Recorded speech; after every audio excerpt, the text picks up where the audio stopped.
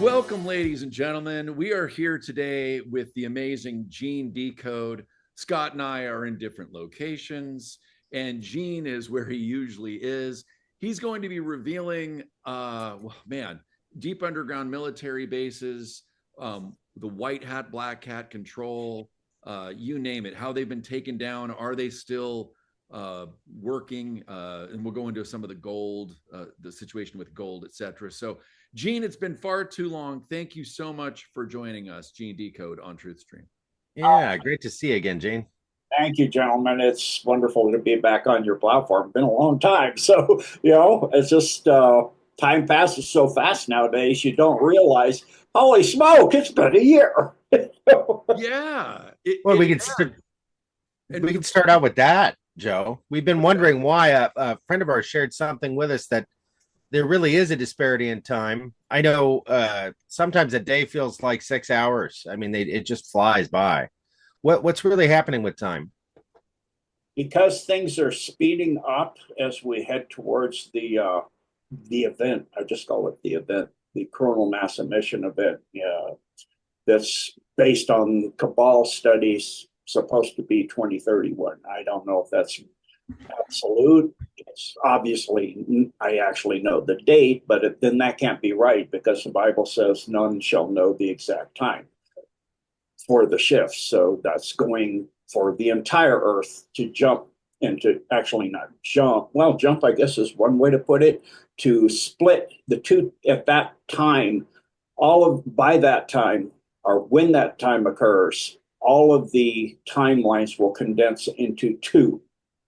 There won't be all on Earth, not across the entire multiverse, but on Earth, there will be two choices. That'll be to exist in on Earth as a timeline. And that'll be to be in service to others, kind, compassionate, trying to be a good person, and not vengeful and mean and nasty and doing trafficking and all these other things, or to be in that other mode. If you're in the other mode of doing that stuff, like we see being uncovered by Doge and the trafficking and Epstein and all this other stuff, and vengeful and mean and aggressive, then that's your other choice, and that's the Armageddon line. So there'll be the Armageddon line, and there'll be the Golden Age line, is one way to put it, based on what Trump said when he came in. We'll just call it the Golden Age line. I call it the line that's in the highest service to God. And I mean, when I say God, the God that created absolutely everything everywhere, not some little rinky dink demon creature, Draco Archon, playing that he's God on earth, right, with fallen angelic helping him out. So, Right. Well, Jim, it seems like such an easy decision for us, and I think people watching our show. So what? I guess my question is, and maybe this was all these reveals are happening so that it can get people to realize that there's, that there's actually, this is real, that evil is real. So what is that going to look like? I mean, as far as what you're thinking, I mean, is it going to be a direction that one walks in? Is it just going to be a place that one connects and then goes there? How have you seen that unfolding? If you could share any of that, if you have. Oh, easily. It's due to resonance. What you resonate, you bring towards you. Law of attraction. So you go to where you resonate. So, for example, there was a man that was in near a dump facility near Sedona, Arizona, which is a portal. And he wound up on a parallel Earth. And this guy, he was out in the desert. That's kind of deserty area. It was there too. And he met this guy, and the guy took him back to his place because he was, in a desert with no water. He helped him out, and he was there, and he's looking around at the guy's place while the guy's getting him water and some other things he needed. And he saw this Beatles album he's never heard of. And the guy came back and goes, I've never heard of it. Oh, yeah, they just recently recorded that. They recently recorded that. He goes, yeah, the Beatles are still recording. Where have you been? He goes, apparently not here. A lot of that line, I'm paraphrasing, but it turned out on that Earth, the Beatles are still recording and still doing things and still together. And he was pretty flabbergasted. He, was like, what? So he listened to some of it. It was obviously the Beatles. I think the album is called Every Day.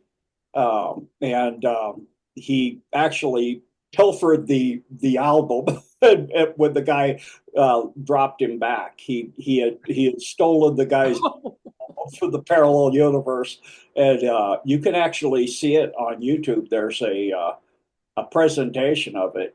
A guy did it as a presentation and did the showed the album. It was a cassette deck that he brought back from the parallel Earth with him of the Beatles, and so it's pretty interesting. I can't say I've heard that story ever. No. Wow. I Yeah. need to look into that one. That okay? Well, that helps. It's because I think that's what's happening. We're vibrating and we're meeting people and we're doing events and etc. So, okay. Well, thanks for clarifying that. So, I think a big reason that we want to what we want to talk about on this show is Gene has been sharing a list of the deep underground military bases and their current status, etc. And when Gene shows this, it's not like he won't be showing his face. He's now just going to show this amazing list. Now he can't really reveal the source of where he got this information, so we do want to respect that. But Gene, where do we start with this list? I mean, there's 10,000 bases, and you have, I think, 2,000 of them listed.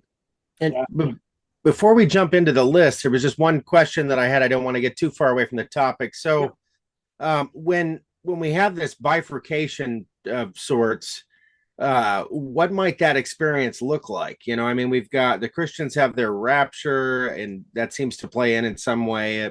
To me, it seems like the people are polarizing so much that, like the right and left dynamic, for instance, we just can't understand each other at all at this point. And I don't know. I almost envision the time when they just cease to be visible. Like, it just.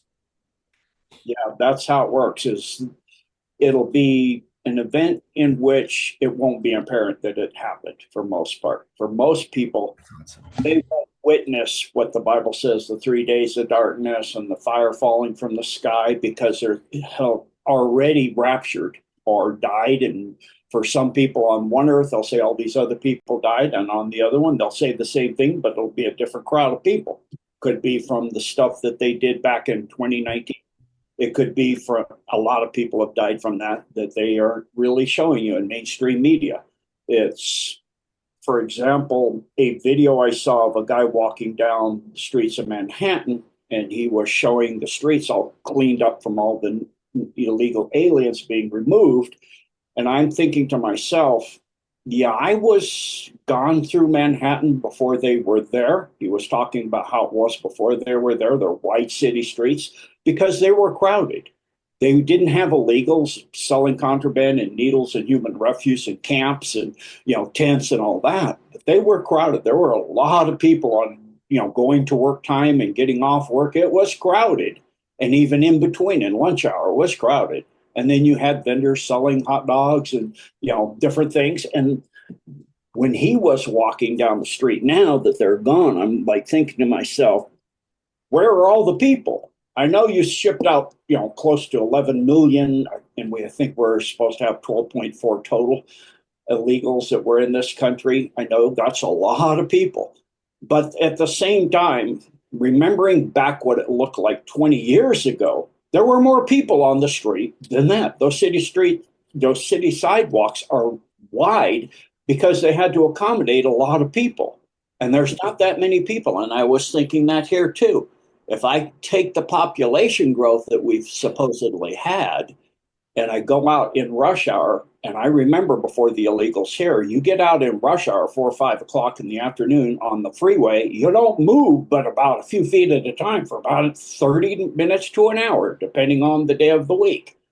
Because Fridays are worse than Wednesdays, for example, because, bug out Friday, as they call it. So I'm like, how come it's flowing? Not fast, 30 miles an hour, which allows me, if I want to go through it at about 60, because if I need to go through it, I can see things because of my abilities, like timelines opening before they do. I can see things happen before they do. So I can see all the cars are going to leave this lane starting in about 3 seconds. So I could jump in that lane. All of a sudden, all the cars move out and I zoom forward about a quarter mile, So I'm just taking the openings as I go, very quickly if I want to. And then now you can do that at rush hour where you couldn't. There was no openings to be had during. I'm like, there's a lot of people.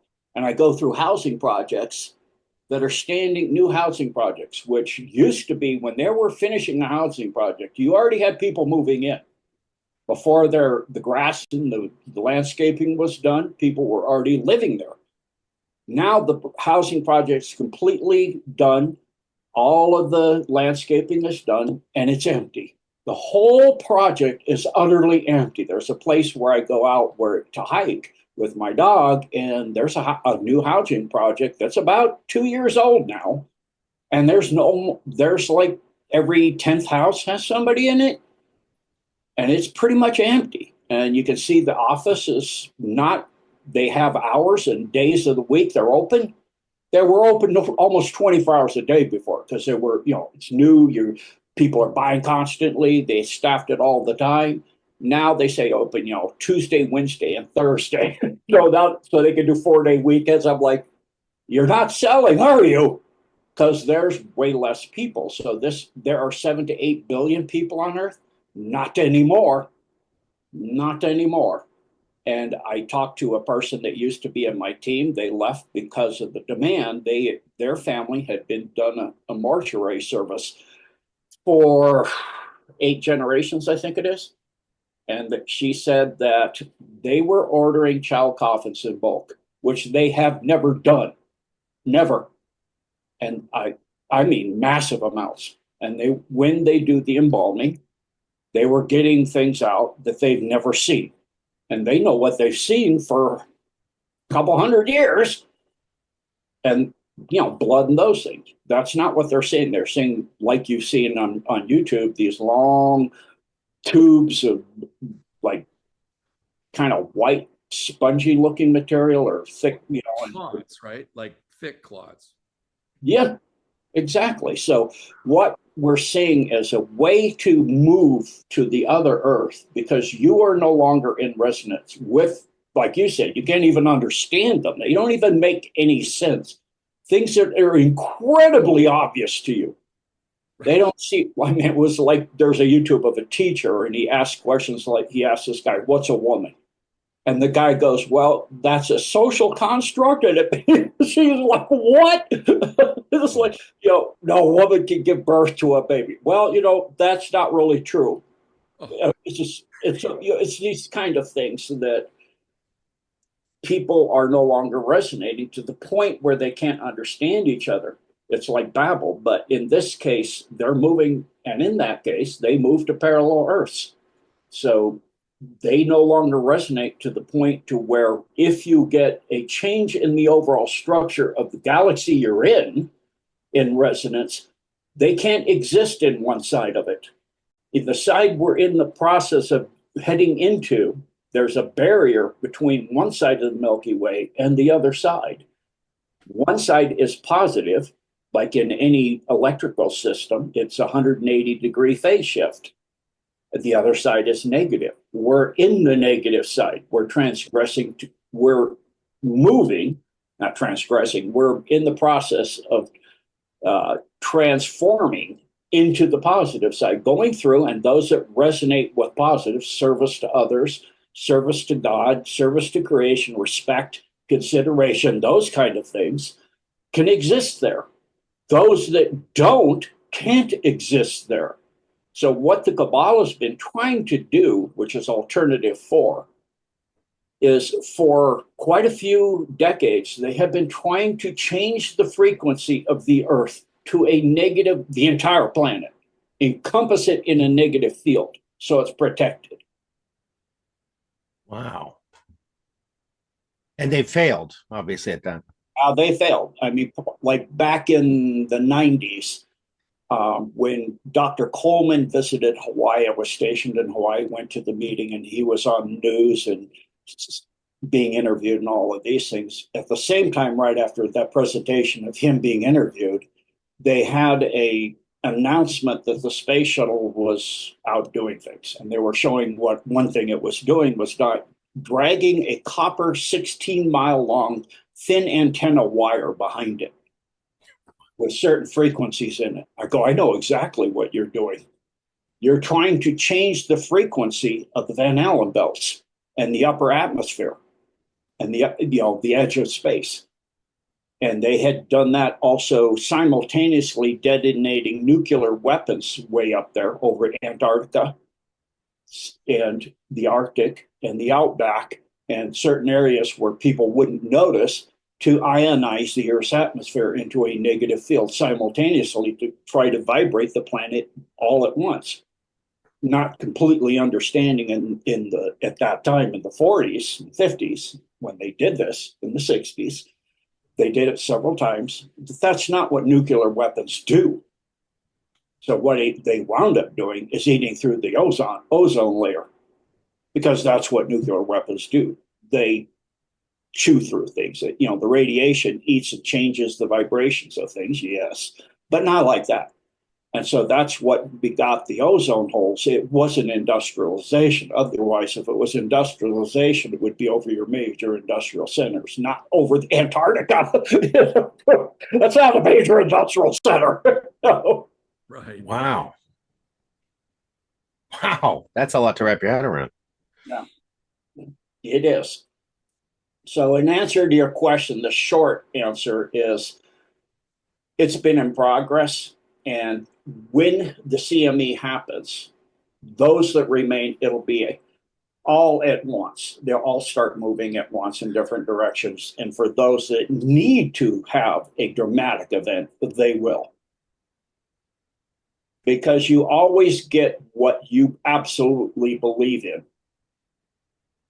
If you absolutely believe that XYZ is going to happen, then it will happen, because that's a choice that you need to experience. And that is a choice is what sets timelines. That's the short of it.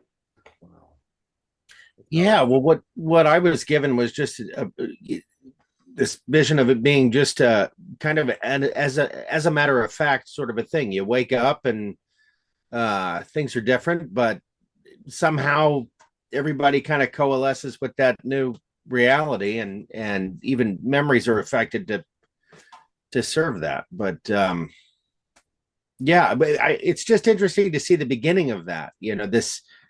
This lack of understanding. I can almost just see people like fading into just not being visible. Yeah, I've actually had, it's what's called the Mandela effect, where people see things have changed. Yeah. It gets to the point where people's memories actually, like you said, they rewrite. I've had the people I know, their memory of what happened is in the history and in remembrance of their lifetimes with certain people. What they remember and what I know, I even have it on recording, is completely different. They're saying XYZ happened. I go, that's not what happened then. I have the recording of that meeting, and that's not what you said, and that's not what happened. All these kind of things, so for an example, of course, is Mandela. And then you have things like, build it and he will come. It's not he will come. It is now. It was they will come, but now it's he will come. One guy? Who is this guy? He could play every position at once? It must be God or something, or the Flash. This is an amazing guy. And then it used to be life is like a box of chocolates. Mm-hmm. It's not anymore. Now it was like a box of chocolates. So my question is then, if it was, what's it like now? That was fun. I think it was just 2 days ago I described what we're experiencing now as sort of like the Mandela effect part 2, because now it's involving linear time changing so drastically, and a lot of these observations are, it's a similar effect, and it's sort of the co-creative aspect of things really starts to show itself, because well, like you said, belief plays a great role. As the observer, we have to observe the thing in order for the thing to render or form. And we've always just felt like, travelers in this, but I think it's becoming more and more evident to a lot of us just how involved we are in the process of, um, I guess, creating reality. Does that make sense? Oh, absolutely. The Cabal learned this a long time ago through envisioning, and what they use black magic combined into it, which is actually a type of envisioning. They offer up things as to help demons help them in creating an event through envisioning. So in this case, they realized they could do it on a world scale. And when this happened was the Spanish Armada was approaching the White Cliffs of Dover. And they did this witch warlock guy they had brought up a storm out of nowhere, and it destroyed the majority of the Spanish Armada, which gave England, the United Kingdom, control of the oceans of the world, because that was their major opponent. So their major opponent of becoming a world empire with their fleet was removed in one event. And the storm just came out of nowhere. And because of that, the Portuguese were pretty serious at the time, and the French too. But they realized that the British had some kind of secret weapon, and it was through envisioning. And I have experienced things myself that I've done in envisioning, and then later I never thought about it for 4 or 5 years, and then it was an energy work I did, and then I think it was 5 years or 6 years later, somebody asked me a question about something, and it was this energy envisioning I had done around myself. And this person goes, "Can I ask you a question?" I go, "Sure. I'm seeing something around you, and it's this, this, this." And she goes, "What is it?" And I said, "Oh, I did that 6 years ago." And it was, at the time, I didn't really think about it ever again. It wasn't a big deal. Right. And so it was there the whole time. And this lady who could see at the energetic level could still see it there. And I never told anybody. I was like, that's real. That's real. And people don't realize that even as events come into being, you can see them. It's why you have simultaneous inventions like calculus, where two people invent something on different parts of the earth with no communication at all. It happens all over the world all the time, where we see events or something being invented by sometimes even more than two. And what it is it's moving through the energetic layers of existence first. It goes from the mental, from the soul plane as an event that the soul needs to experience, through the mental plane of the thoughts and ideas of what that's going to look like. Then if it needs lessons and, emotional lessons and things like that, it'll first go through the causal, where it'll pick up cause and effect. Then it'll go into the astral, where if it needs to pick up emotions like anger and frustration or happiness and joy and these. Then it comes into the physical.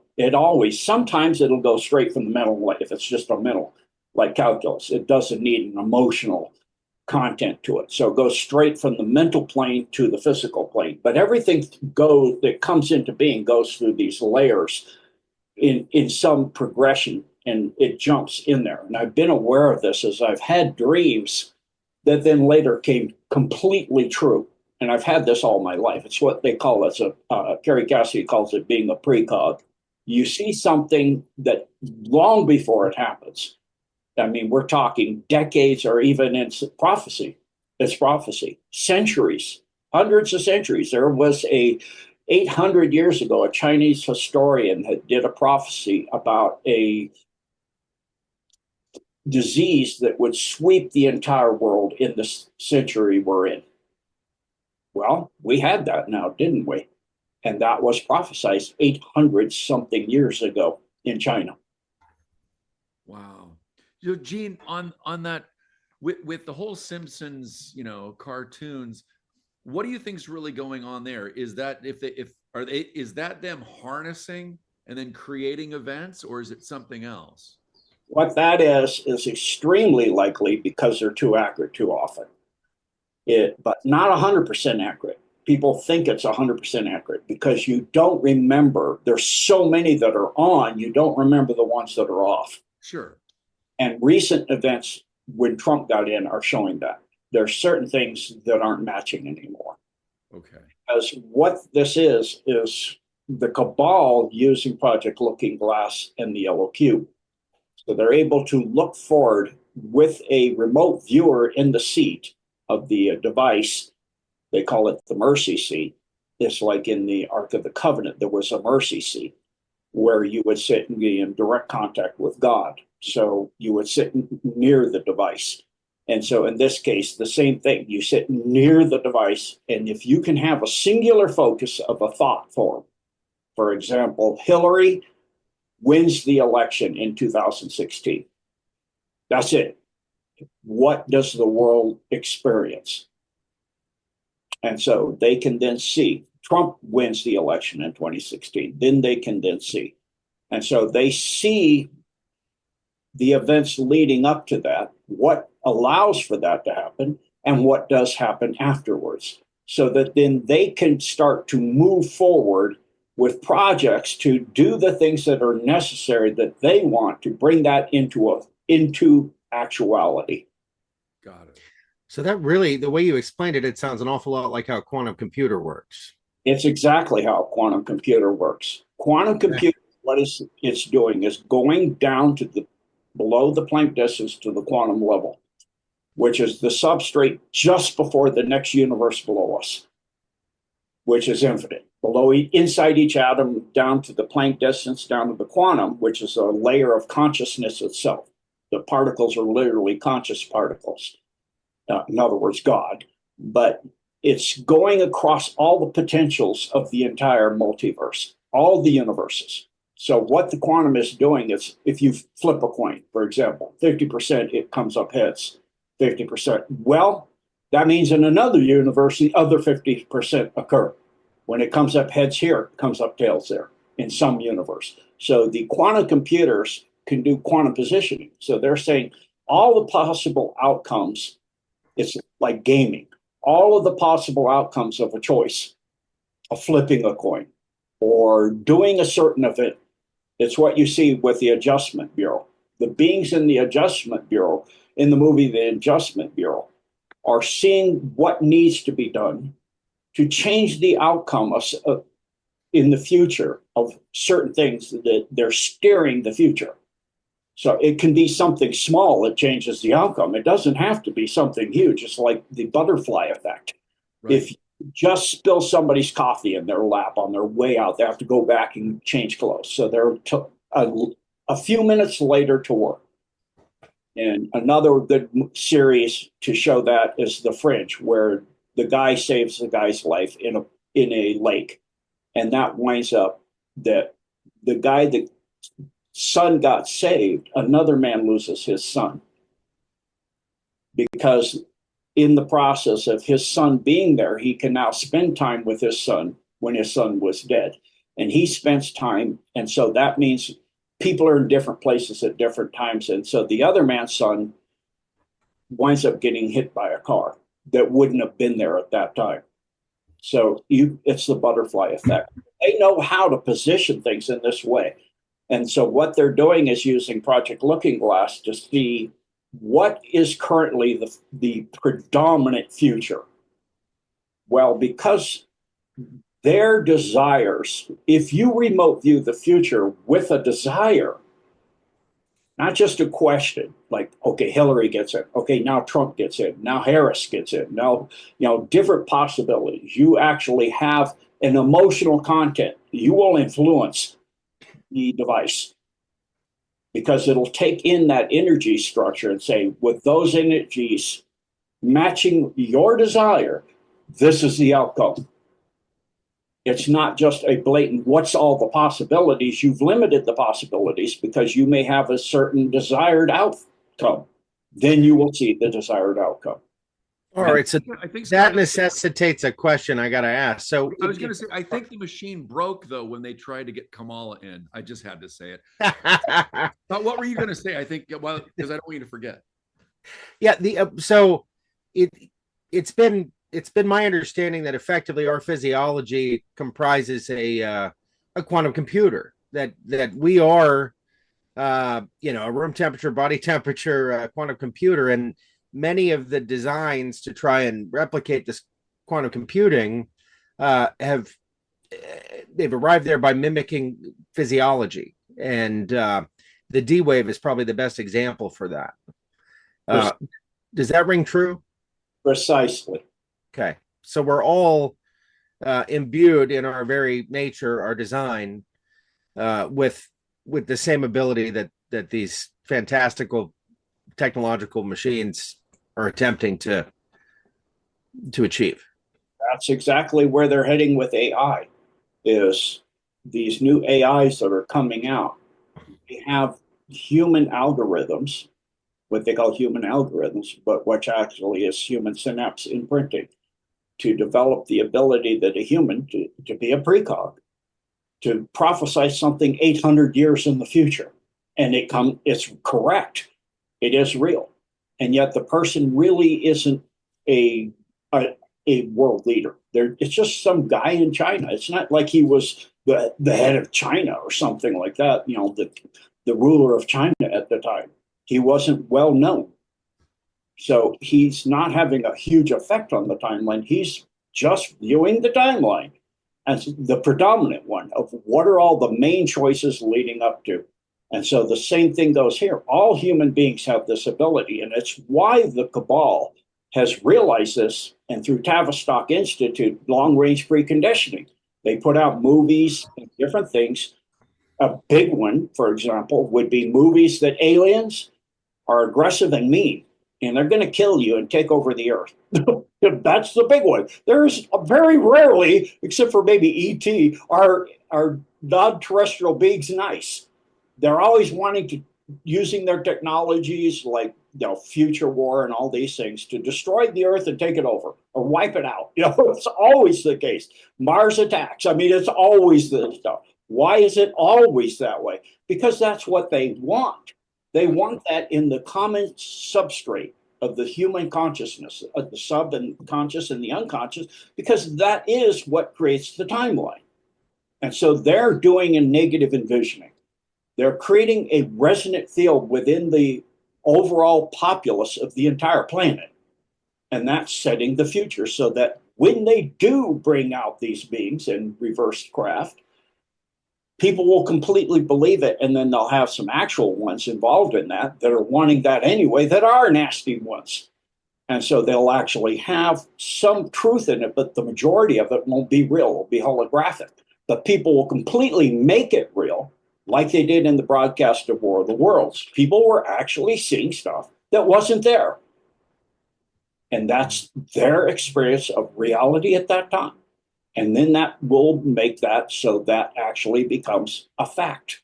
And so this is how Tavistock Institute, all of the different things we have happening, all the wars, all of this have gone forever, is they have learned this and have been doing this for centuries now.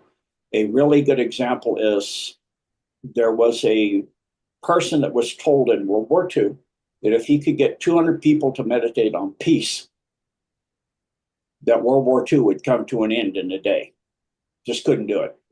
Because the world was at war and they couldn't hold it in their mind. So that is, and they've done a study in Washington, D.C. They shared it with the police department for peace and love and compassion and understanding. And they told the police department they expected the crime rate to drop by, I think it was something like 25% or something like that. And the police department said, this is summer. The only way that's going to happen is if it snows 2 feet in the middle of July or something. And strangely enough, especially the violent crimes of murder and things like that started to drop. And by the end of the 30 days of the study, the police department were joining in the meditations, in envisioning, because it's making their job easier. All the violent crimes were decreasing. Right. Wound up decreasing way more than what they said. So you can see how envisioning and thinking and feeling, it's why the Bible says, if you think something, you've done it, because it winds up being done anyway. Which is why it's so important for them to keep us divided. Because if we ever synchronized our efforts in that way, Yeah. well, reality would probably look a lot different. Oh, I think that's where we're going, though, isn't it? absolutely. It's even more pronounced than that because you have a layer at the fifth density negative of beings that feed off of fear and anger and war. What if we stop that worldwide? Why do you think they're pushing it? It's not just the military industrial complex makes a fortune off of war and that they make a fortune off of death and dying all over the world and the Red Cross and all of this as an industry. It's an economy. And so they make a trillions and trillions of dollars. If that were to stop, that goes away. Right. So if you perpetuate it, but if you get people coming together that are constantly saying no more war all over the world, they're going, I love this. This is awesome. Let's be peaceful and respectful and kind and learn about each other and appreciate each other. Different points of view. Okay, you look at God this way and you worship God that way. Interesting. Why? Well, like the Amorites in the Middle East, in the situation in Syria. They've been there from before the Roman Empire and they worship a certain way. Why? Interesting. Instead of just wiping them out, let's go learn. Let's go see what their views, what their history passed down for thousands of years. Fascinating. Let's not kill them. Let's learn. Let's share. Well, that's a way of being that humans used to have long millions of years ago. What if we go back to that? Well, that means that all those archons at fifth density and beings that feed off that negative loosh die, and or they leave this planet and go somewhere where the beings will do that, are that way anyway. Go where they resonate, in other words. Well, you mentioned the archons because I mean this begs the question. Well, who would be working towards these terrible outcomes, at least terrible for humanity? And clearly, there's a lot of humans assisting in that effort. Maybe we can identify the players on the table, but it would seem that those that are fooled into selling their souls, so to speak, whether it's figurative or literal, they lose their innate ability to create. They lose access to the things that make them most human, and that's why they favor that side of things. I don't know. What do you think? Well, the only way they can create is in a world that resonates with that. It's like if you put out an album, a music album, or a movie, and nobody buys it, or nobody goes and watches it.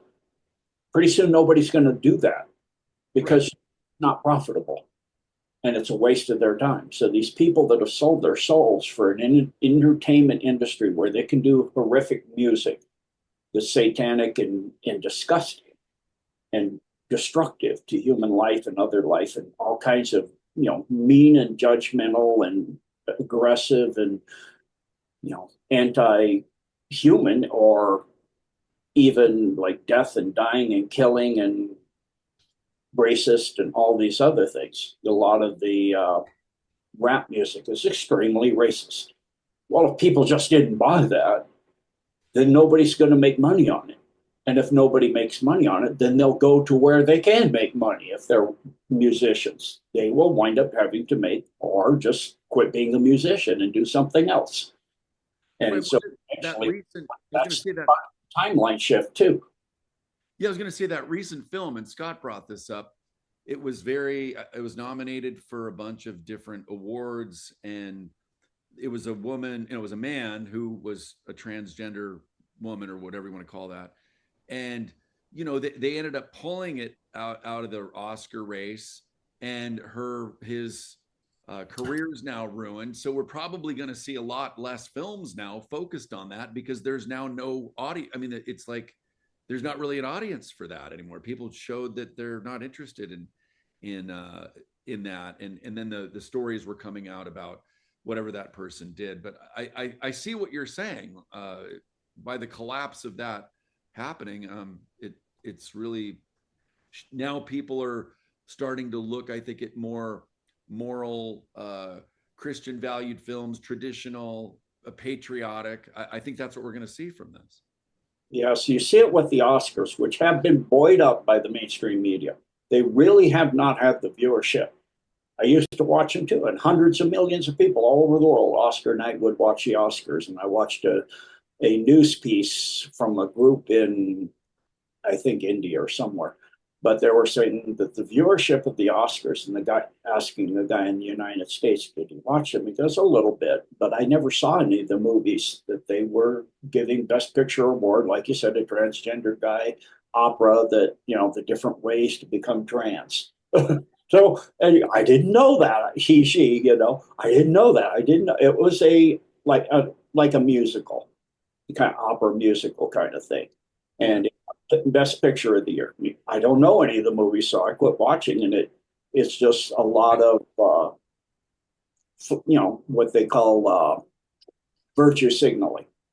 Just a lot of virtue signaling. So I got tired of it, and that's the same thing across the board. Is their viewership and who goes to them and who watches them is so low that it's less than a tenth of what it used to be.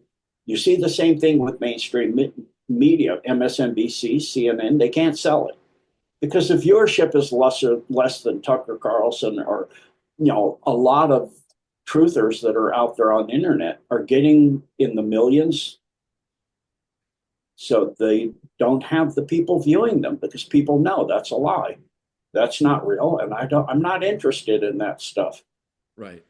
Well, even the venue in which this is a whole ceremony to see, who is awarded the Golden Idol. And if you look at the very theater in which the Oscars takes place, there's all kinds of Egyptian symbolism and even older symbolism surrounding it. The whole thing is an enterprise in, I guess, occulted or mysticism or something. Absolutely. In fact, the Academy that's in charge of the Oscars, of course, backwards, spelled, if you spell it out, National Academy for something, something, something, but it's NATAS. It's Satan backwards. That's not an accident. You have to try to do that. Yeah. There's a lot of those examples. I didn't put that. A lot of them. Yeah.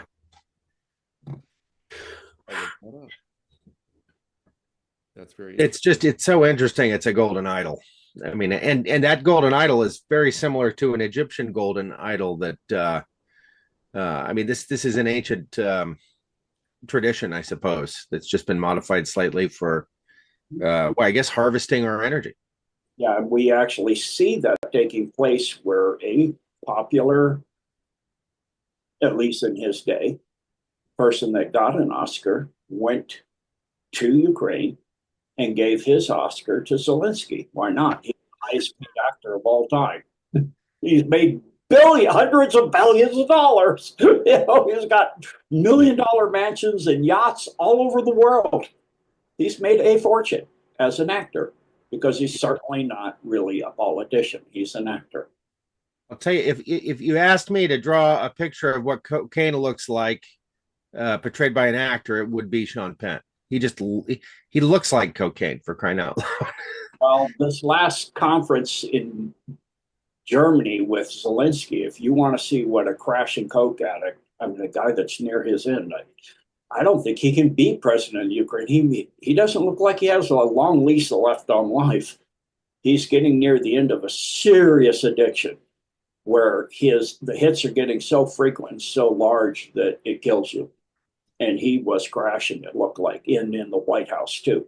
That's what a coke addict looks like when they're crashing. I was like, this guy is no longer in control of himself. This guy is losing it.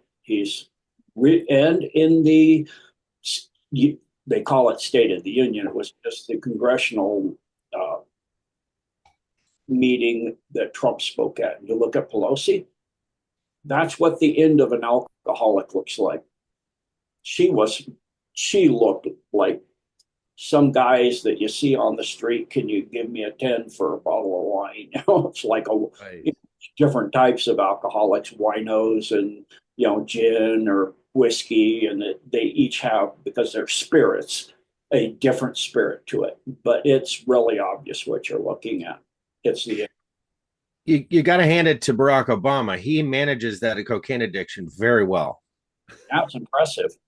Apparently, it's seeming, because you don't see them often together anymore at large events, that Big Mike is not caring for that relationship anymore. There's something gone. Maybe they just reached an agreement. We're tired and we need to move on to new people. Right. Or maybe they had an agreement the whole time. Right. And we're even watching the originals anymore, I would imagine, Gene. That too. Yeah. Right. Right. Well, I do want to dig into this, because I don't know how long we're going to get into these lists. That was a great prelude. We didn't need to rush to get here, and we may get to these and then continue with more of this conversation. But this has been incredible. But let's dig into these lists a little bit, Gene, if you don't mind. No, I don't. Sure. So I got this from a very good source. It is material that I know from before this source. And it's why I go with this being accurate. It's a quantum source from a person that is going into a quantum source, one of these multi-universal kind of things, compiling information for this Earth on this timeline. Wow. And this is actually very accurate. It's a listing of 2,000 of the 10,000 dumps that I know. I will never settle for an average over-the-counter supplement ever again after learning about Sirona. Unleash your full potential with Panacea, a nano-glutathione and collagen-infused MCT oil supplement. Athletes, bodybuilders, and health enthusiasts, it's time to revolutionize your performance. Our proprietary stasis nanotechnology is what elevates Panacea a million miles above the other MCT oil supplements on the market. Our nano-glutathione boosts your immunity, detoxes and speeds up recovery, while the nanocollagen strengthens joints and enhances muscle growth. And since it's all nano-sized, it bypasses the hostile digestive tract and goes straight into the bloodstream, sublingually in the mouth. It's true instant absorption. Also, let's not forget about the amazing MCT oil, your new best friend for sustained energy, gut health, and fat-burning power, as well as a whole host of other health benefits. So it's not just for athletes and bodybuilders. The overall powerful health support will benefit anyone. Combined in one powerful, great-tasting shot, this supplement is your secret weapon for peak performance, endurance, efficiency, and faster recovery. Easy to take and quick to feel the difference. Don't just train harder, train smarter with our nano-glutathione and collagen-infused MCT oil. Panacea, your body will thank you. Well, so we can go to the document here. You can see I'm in the thousands there. I did ask Gene to go to the very bottom, just so we can. You wanted the bottom or the top? No, top's fine. I mean, I'm saying, or that's why you were down that far. Get up to the top here. Let me see if I can grab the little cursor thing on the side. Yeah, there we go. I go to the top quick. Yes. Perfect. Okay, so at the top we see the control status. That's who's currently in control. Black hat, white hat, contested, etc. And then next is the primary function history. So, for example, secret underground city, interdimensional portal access, breakaway civilization hub, ancient archive and hidden knowledge storage, mind control and Mark Ultra programming. That would be a SparkCap grid and Mark control facility, black budget space program. So that would be a space facility. Underground bioweapon, that would be stuff like we see the Chinas in Ukraine. AI and quantum computing, like the hammer. Underground bioweapon, again, development, same thing, gain of function. Human trafficking and child exploitation hub. And that could go from satanic sacrifice area, blood sacrifice, ninth circle, to just transporting, like in Haiti, from point A to point C, and that's point D. So that's a trafficking hub. ET. That one's been there since 1938, according to this chart. Yeah. So if we go across, you want to see, it was built in 1938. Wow. Mm-hmm. Well, let's talk about the ones with CERN. Scott loves talking about CERN. I'd love to dig more into that as well. And then you can see over here, of course, we have the location area. So if you're seeing in something like Antarctica, France, that means there's a tunnel system. It's in Antarctica and France, and it's connected by a tunnel system. These two sites work together. It's called Site 18 is the main site. And then based on what it's doing, I can tell you where the main site is. So Antarctica, France, for example, ancient archive and hidden knowledge storage. It's operational. It's a leak bunker collapsed. So I don't know how operational, if it's collapsed due to seismic events. AI sub-facility. So there's why sub-facilities, AI controlled sub-facilities. If the AI stuff is buried, it can still function. Okay. So that's still operational. You can see the date for it there. You can see some of these are very old and some of them are more new. So 30s up into the years 2002, going as we go down 2000, 19, going into 2000 and 1983, 1992, et cetera, going all the way up into the year 2000s, different 2004, for example, there. So if there's no date, Gene, does that mean that they're at least still active, or what are the options if there's no date of the if there's no date, that date here, that's date destroyed. Right. So if it's not available, that means that, it could have been destroyed, but we don't know, or what does the not available really mean? Could have been destroyed. We may not know. Okay. May not know whether it may be embattled at the time. So let's see a contested one. Let's see if that comes up that way. Yeah. Contested. It's no longer it's not now because it's in the process of being fought out, over who owns what. And if it's going to be, Cabal attempted counterattack but failed. So it's an AI quantum computing. It's black hat controlled. Currently, it's tied to lunar operations. In other words, there's a jump gate going to the moon on that facility. So, the problem is it goes across. I can collapse some of these, then you won't see everything.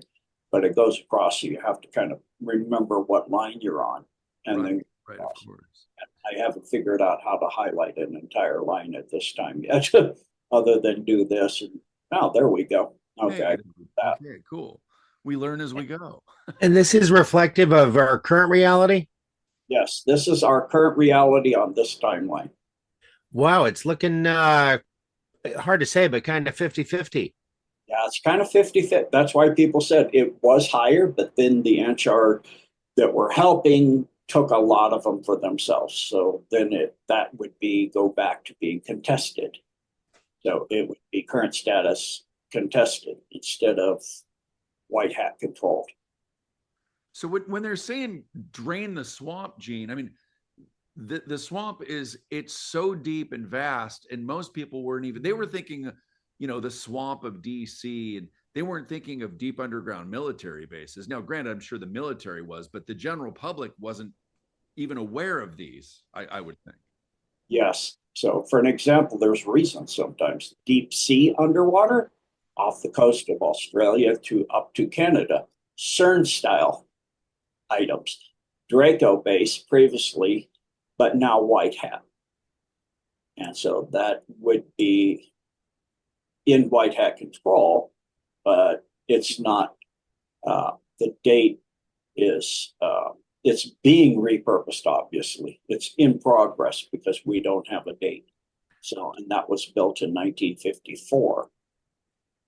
And Gene, who would you say makes up the white hats? For those that might not be sure who the white hats are, could you give the viewers just a little bit of insight into who might be composed of? Yeah, with the Lincoln assassination, this is what I know so far. It may be even older than this. But with the Lincoln assassination, certain groups within the U.S. military realized, as well as psychic ability types, realized that there needed to be some kind of change in the direction. There was a change in the direction of the U.S. taking place. And there needed a group was in charge of it that were within the Masons called themselves the Olympians, or known publicly as the Illuminati, that were controlling world events for quite a while. Like I said about the White Cliffs of Dover and all this, it's been quite a while. And they figured out that it probably went back to Egypt, ancient Egypt, possibly to, and they weren't sure it really existed, but to Atlantis, and was the reason for the fall of Atlantis, because this group got involved with Atlantis and it caused it to be destroyed technologically from their understanding. And so in this case, they said there needs to be a group so we don't wind up like Lemuria and gone. So this group of special forces, military, combined together and realized that this was not just the US involved. This was across the world. As it affected the world then, it's affecting the world now. So it grew to a group of generals and special forces and other individuals, precognitives, psychic ability types, to where it got to when before World War II, the NAZIs and the Black Sun Order with Maria Orsic and several other people that they absconded their information from, Maria Orsic and others that they stole it from, they got anti-gravitational systems and got in contact with non-terrestrials. And so they made a pact, a deal, black magic, kind of satanic ritual or deal for bases on the moon and Mars. And so this group then realized that they were developing a secret space program. So they then started infiltrating the secret space program. And in 1987, they were finally able, the scientists working in the Cabal's deep state, the black projects of the dark fleet, were able to get the mind wipe devices and find out how to counter the effects so that they could then get a hold of the US dark fleet and change it to being part of the alliance, which was Solar Warden. So Solar Warden then got to be part of the alliance. And then that led to an alliance with non-terrestrial beings that had a non-interference policy, with the exception that they would interfere if they knew it was a species threatening situation, which they then a lot of them experience time uniformly. In other words, past, present, and future all at the same time. And so a hepapod group was the first group that knew that it would cause the human species and other species due to quantum technologies and directed energy weapons of a scalar nature, that it would cause species in faraway galaxies to become extinct. Whole worlds and whole solar systems would be destroyed. So they got involved, and then other groups became involved, where the Council of Nine, that later became the Council of Four and is now back up to the Council of Seven or Nine again, got involved. That's why it's growing again, because they petitioned for the human species. If enough groups from all the countries of the world, like this group, got together and wanted help, they would give help. So now the alliance is composed. There's the Earth Alliance, that's humans, and then you have the Galactic Alliance, and that's a different levels of groups that, just like quantum, because the Cabal has been using quantum portal technology to go infradimensional. In other words, across two parallel universes. So in this case, with that, what they've been doing is now in the alliance, it's composed of parts of groups from other universes, because the Cabal here in this universe has been causing extinction of other groups, even entire universes collapsing in the future, like you see in Doctor Strange. So, Gene, Elon Musk has made the comment that if there were aliens out there, he would know about it, and he denies it. Now, we're talking about bases on Mars and whatnot. It would be logical that he is bluffing here and he knows all about it. But any insight into Elon's role and what he knows, doesn't know, what they're communicating? Well, the Elon we have now is obviously not the original, just Right. like the Putin we have now is, and the Biden we have now is obviously not the original.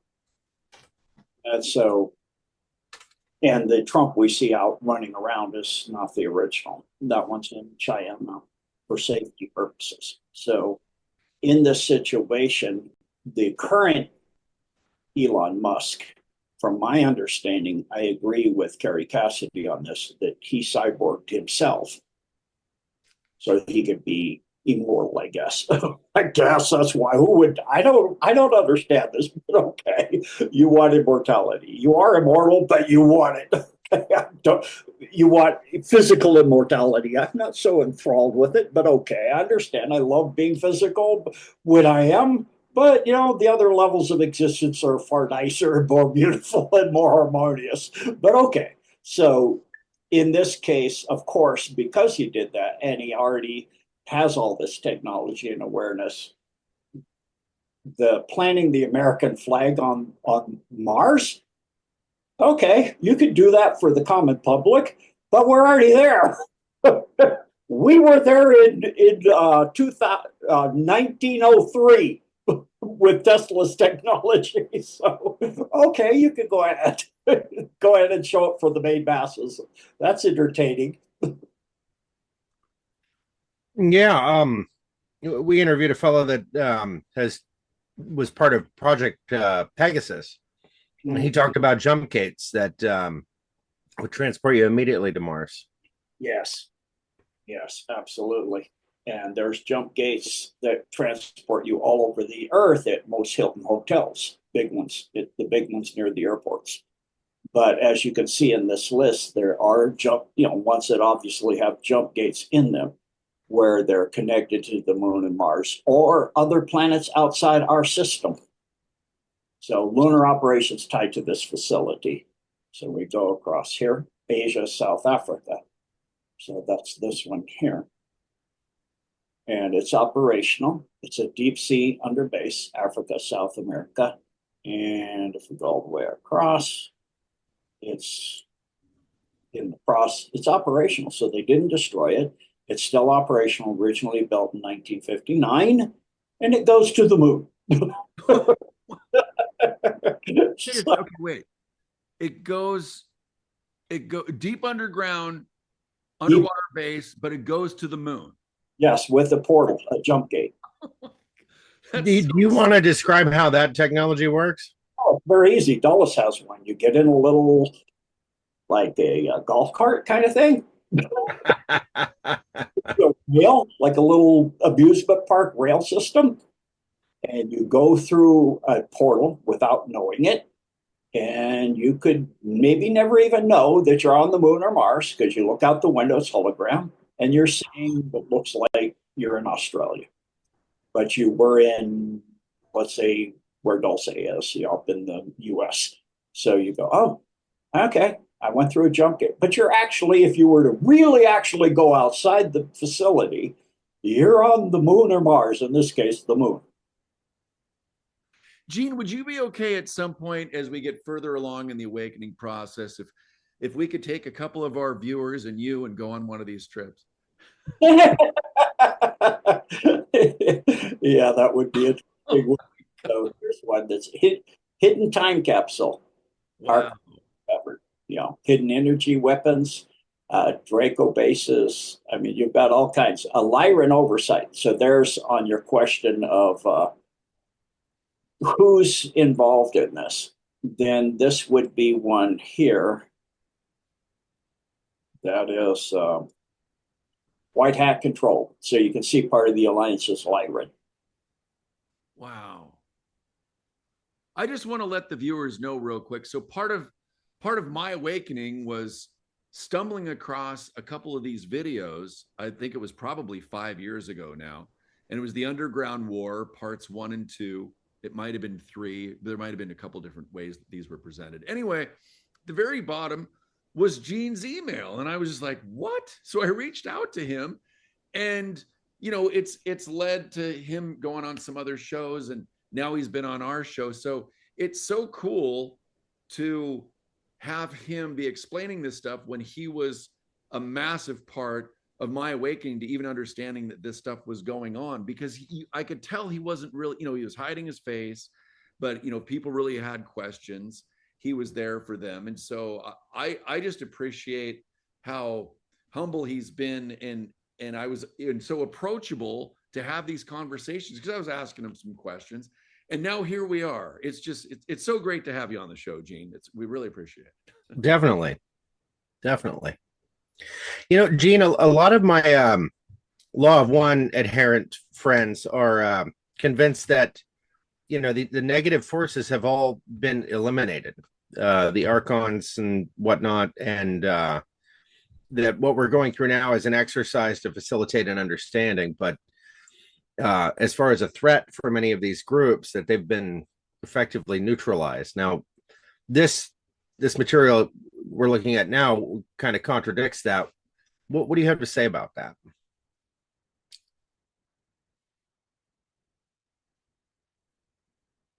Would that be, did we lose you, Gene?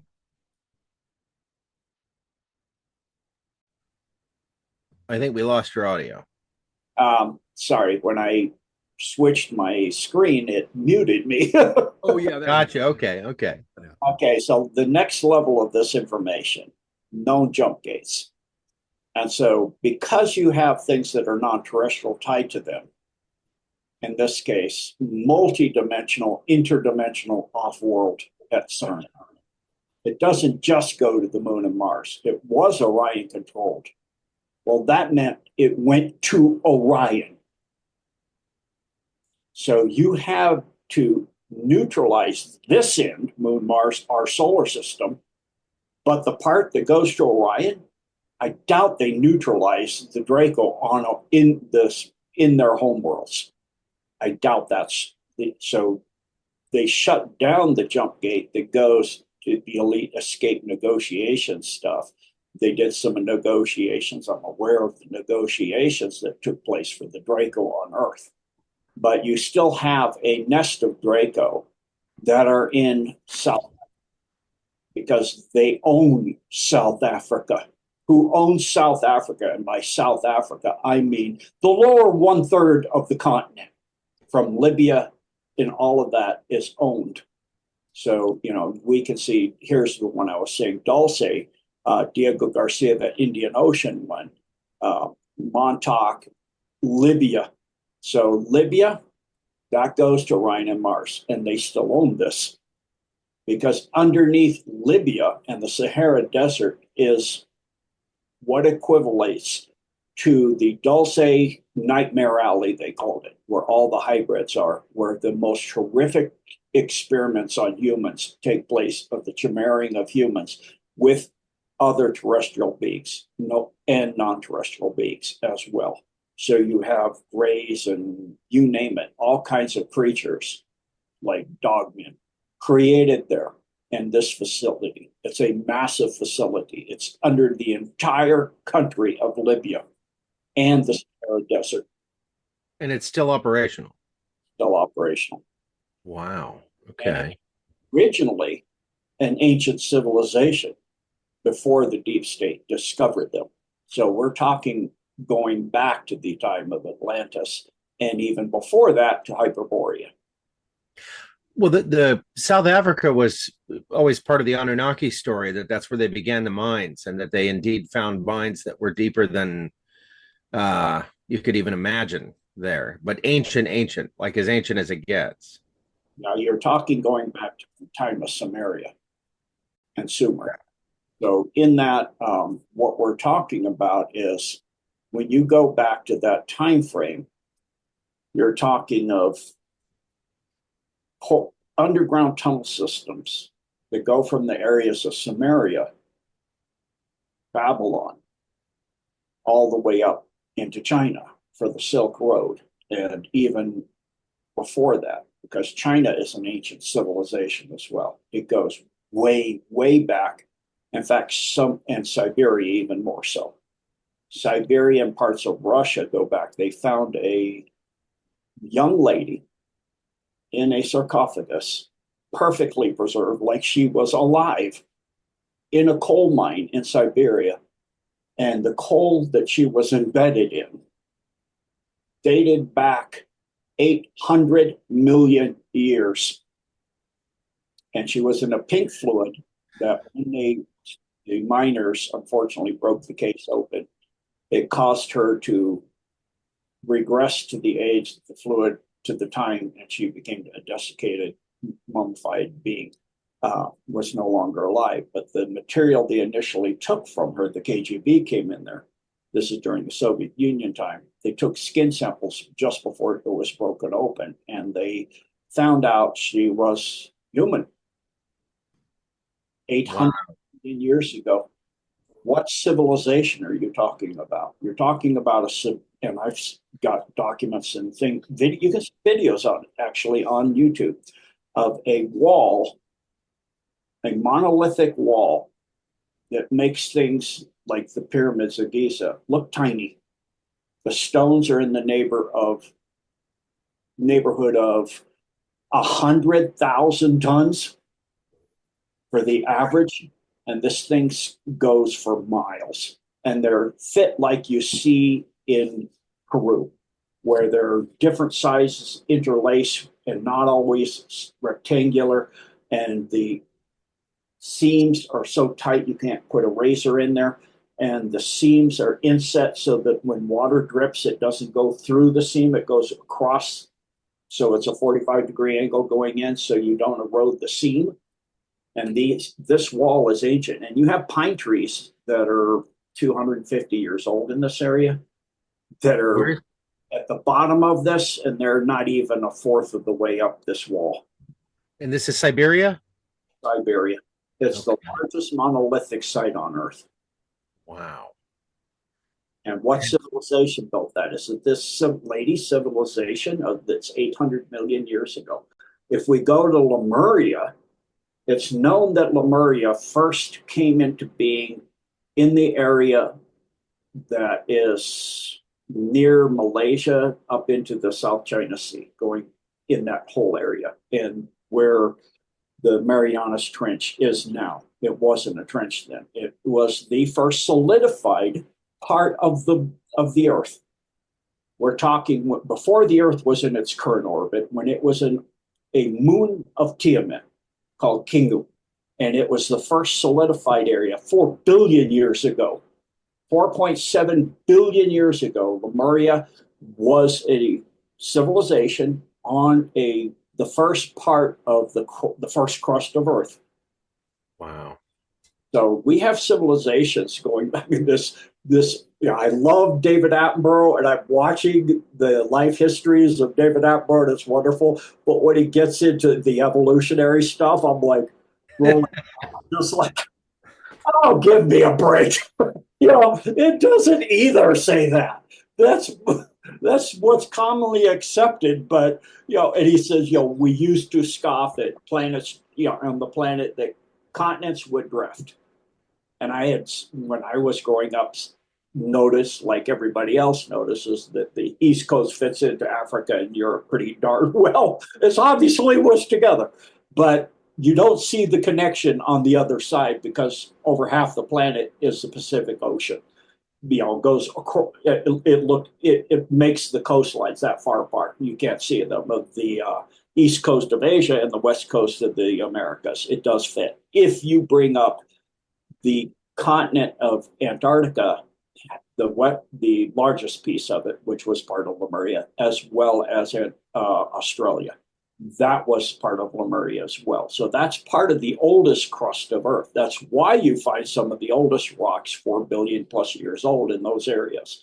They don't tell you about Antarctica much, although it's very easy. You could get a flight down to, I was looking at this, I did a DuckDuckGo search and a big search, and to use a Cabal search engine and a Google search, and you can book a flight and fly and camp out in at the South Pole Station, for example, or all over for a week or 2 weeks for only $5,619 on Qantas Airways. I can fly. And you can have kayaking trips and mountaineering trips and sail around the entire sailing trips that go around all of Antarctica, go up and camp, go up and hike, go up in nature. There's lots of nature and birds and whales and stuff, and go up and hike into Antarctica and different places. I imagine they don't allow you to go to see all the pyramids and all this other stuff that's there.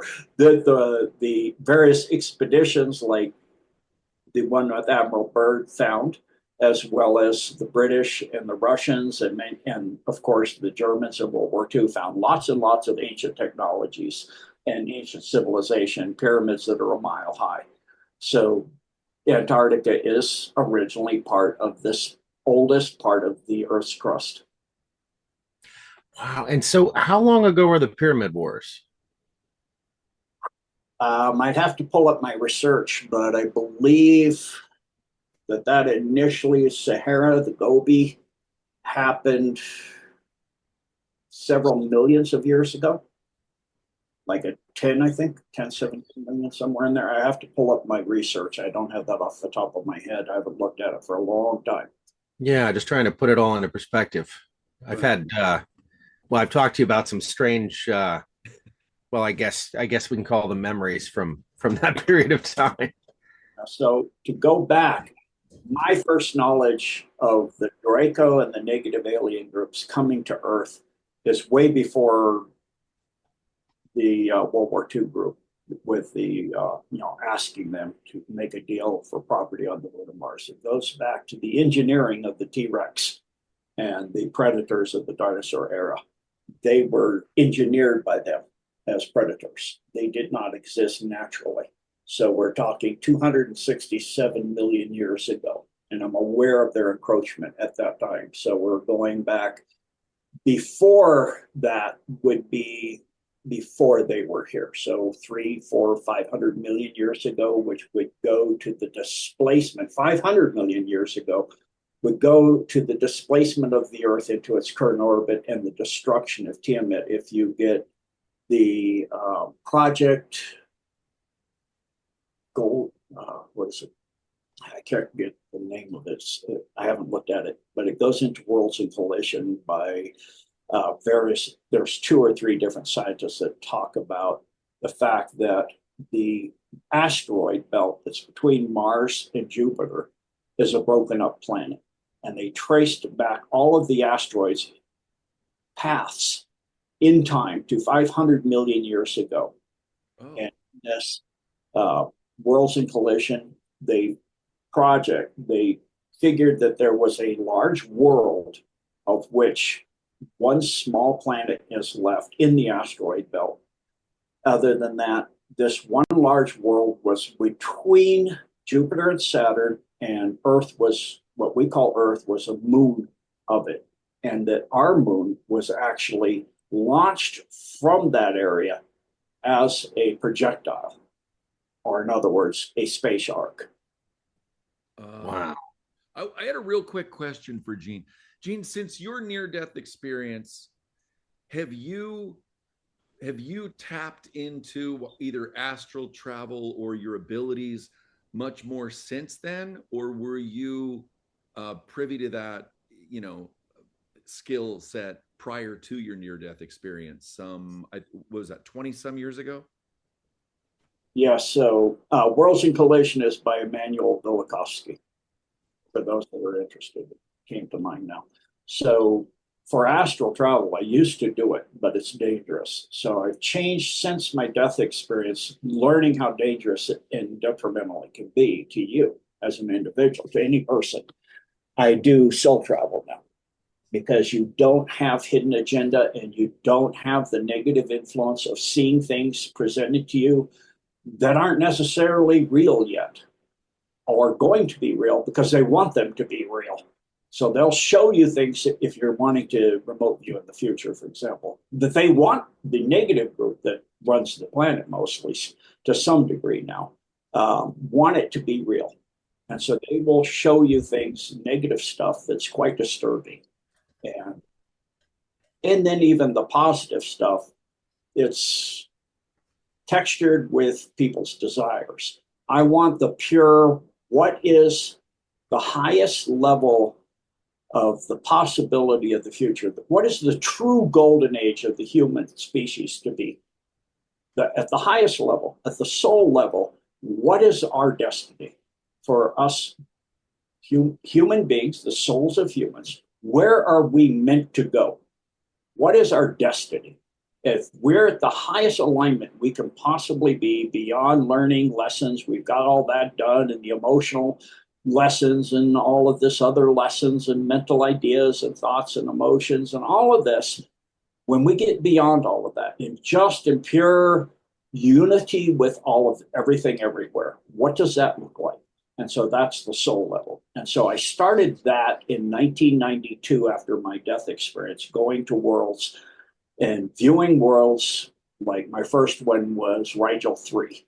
I went to a world and I saw, this was 8 years before the movie Contact, I saw 4 of those devices on the west coast of the main continent, 12 of those devices on the east coast. And I drew it for my main martial arts student. And then the movie came out years later and he goes, you have, I go, you see, there's right, that's there. He goes, no, you have the ability to remote view in time movies that'll be made. Either way, if you tell somebody that, they're going, you're delusional. It's like, but I would just pick out a star chart and go to some system. And I learned, especially because of the Draco and other negative alien groups, you want to go on the soul level and not the astral level. You go to Orion, and the constellations and the planets in Orion, a lot of them are exceedingly dangerous on the astral level. You can wind up being fed on for the rest of ever. So it's not a good idea. So I always have been going at the soul level from then. And so the ticket is to learn how into that area to maintain yourself there so that when you go to sleep at night, because that's what most dreams are, astral, it's like the rush hour at night. That's why I don't mostly sleep at night. Besides the fact that Magellan's loves the night, I don't like sleeping then because the astral is packed and it's traffic jam. You got to go through it to get to the soul plane, and I'm like, I can't get through the traffic. It's like, I want to get up in the mountains, I don't need all of these people playing games with me, all these beings out here. I just want to go to the mountains. So I like to go to sleep when most people are getting up to go to work because it's quiet. And I can get up into the soul place where you're at the highest levels of creation and what it's like. And it's the future of all the species in different groups. And it's incredible and amazing, but you get everything that's a potentiality to come into the human experience at the highest levels. So is there anywhere that you would suggest, let's say there's a viewer watching right now and they're like, well, I'd love to learn to do this in the way that Gene's talking about, soul instead of compared to astral. Where would you send them for how to do that? So before I go to sleep, like I was saying, I do this before I go to sleep. I do my envisioning and my Jesus Christ invocation as I'm going to sleep. And before that, I listen to music that is very high in vibration. You have to be careful and picky because even classical music had entrainment in it. There's classical music that's incredibly dark too, but there's some very high level classical pieces and current pieces. Some of Deva Premal's early work, for example, I recognize it. One of her musical pieces on Dashina album is a musical part that I knew when I was a Naical priest in Lemuria. We would every morning with the rising of the sun chant that to the rising of the sun to greet and align ourselves, to greet the day, give thanks to God and align ourselves with God. And so I listen to music that resonates with me at a very high level and get myself at a soul vibration so that when I fall asleep, I don't drift into astral, I drift into the soul plane. And I don't drift. I actually now, because of doing this since 1992, and because of the fact that, I've had some injuries and accidents, that I have to be cognizant of my body while I'm asleep, so that I don't cause pain within my body that feeds the Morgellons that then make me burn and sting, and I wake up anyway. So I am more awake asleep than I am awake, because I'm aware of my subconscious, my unconscious. The unconscious is your body layer. And then I'm aware of what's going on in the house and the city and everything all around me, all at the same time. Because at that soul level, you can be aware of all the levels below you simultaneously. So I'm aware of what my body's doing, I'm aware of what's going on in the house, I'm aware of what my dog's doing, what my wife's doing, what's the traffic's like outside the house, everything all at once. And so because of that, it's a much preferred layer of way of it being in existence. And so since about the year 2000, I have not dreamed in the astral layer at all. I've always gone to the soul layer and gone to planets and worlds all over. So that's why I know the species that are negative, because they're not there. And I know the ones that are the good ones, that, when Holloman Air Force Base took place, the blues. I go, why didn't you sign with the blues? Why did you sign with the bad ones? So it's like, you got what you signed up for, didn't you? You got a military industrial complex that is owned and operated by and for the Greys. So because you signed up with them, and then they're by the Draco, so because of their allegiance. So it's that awareness and all of this that the Trump team now is aware that they have a group of people within the alliance that are aware of these layers of existence, and that pretty much just hold out at that layers of existence. And so it's the same thing when I'm looking at information of movies or of things on Gaia, like back with testimonials of certain people saying that they were off world with this group and that. I go, that's a bad group, that's a good group, based on how they treat others. In other words, are their service to self or service to others. That's a extremely service to self group that pretty much predates on everything around them, so that's not a good group. So that's a very kind and loving group, et cetera, like the heptapods and different creatures like that. I know which are which. The Lyran contingent that the Earth is working with, for example, they're really amazing. The triangle, the golden triangle ones, those guys are really like kids, but they're really sweet, but they're like kids. They're very kind and sweet and a bit naive, but I love them. But the Leonora are ferocious, but 100% in service to others and God. So and then the Garuda as well are incredibly warrior level beings that are really true warriors in service to God. Wow. I'm ready for some of those interactions. That's fantastic. I got a question for you. You mentioned the T-Rex and the experimental dinosaur thing, and it just led me to remember Edgar Casey doing his thing with regard to Atlantis, and that prior to the Belial group using the two-eye stone in a way that destroyed that civilization, the imminent threat was from what a lot of people interpret as dinosaurs or large lizards or whatever. I always kind of thought they might have been talking about Draco-reptilians, but any insight into that? So let me clarify first that the raptors are indigenous to this sphere, to the Earth, as it was kingdom. Before humans were here, other than Lemuria, once it was a solid crust, the main group that were given, I guess you could say dominion, were the raptors. And the raptors are part of the alliance, the White Hats, because their queen is a precog.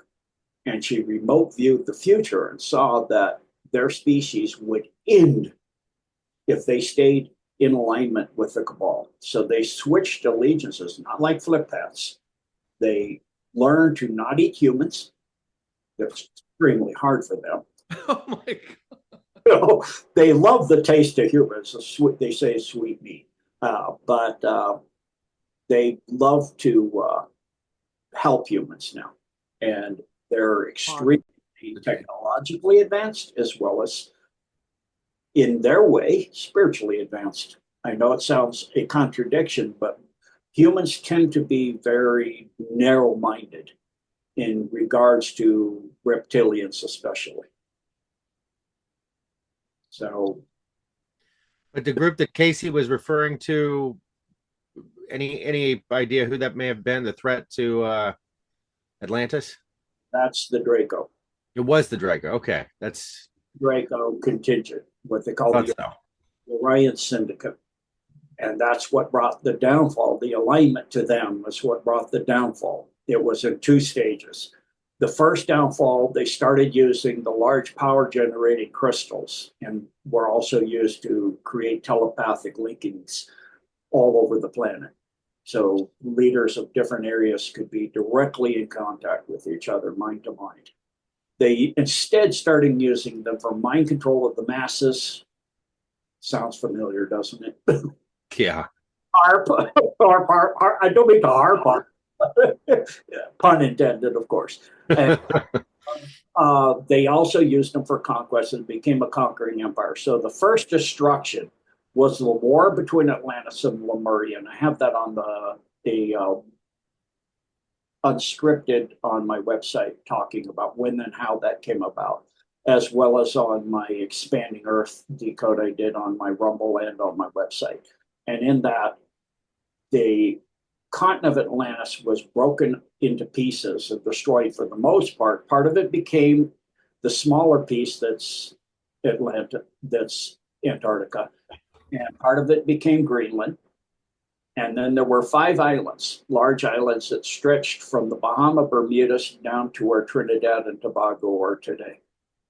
And then Lemuria was the main part, capital of Lemuria, Thule, which was where the Marianas Trench was there. And it was burned down until it was burned all the way with a particle beam from the moon to the beyond the crust of the earth into the magma mantle, which caused the rip to go around the earth and break the continents apart. It's what originally broke the continents apart 140 million years ago. And so wow. They broke apart in a period of 40 days and went to where they are today within about 40 feet. They've only moved 40 more feet since that. So if you look at core samples from the oceans of the world, Atlantic, Pacific, Indian Ocean, you will find nowhere that's over 140 some million years old. The oldest rock, like I said, you're going to find is in the Asia area where Lemuria was. That wasn't burned completely into the mantle. And so that crack went and all the continents moved. And underneath the continents were the huge aquifers.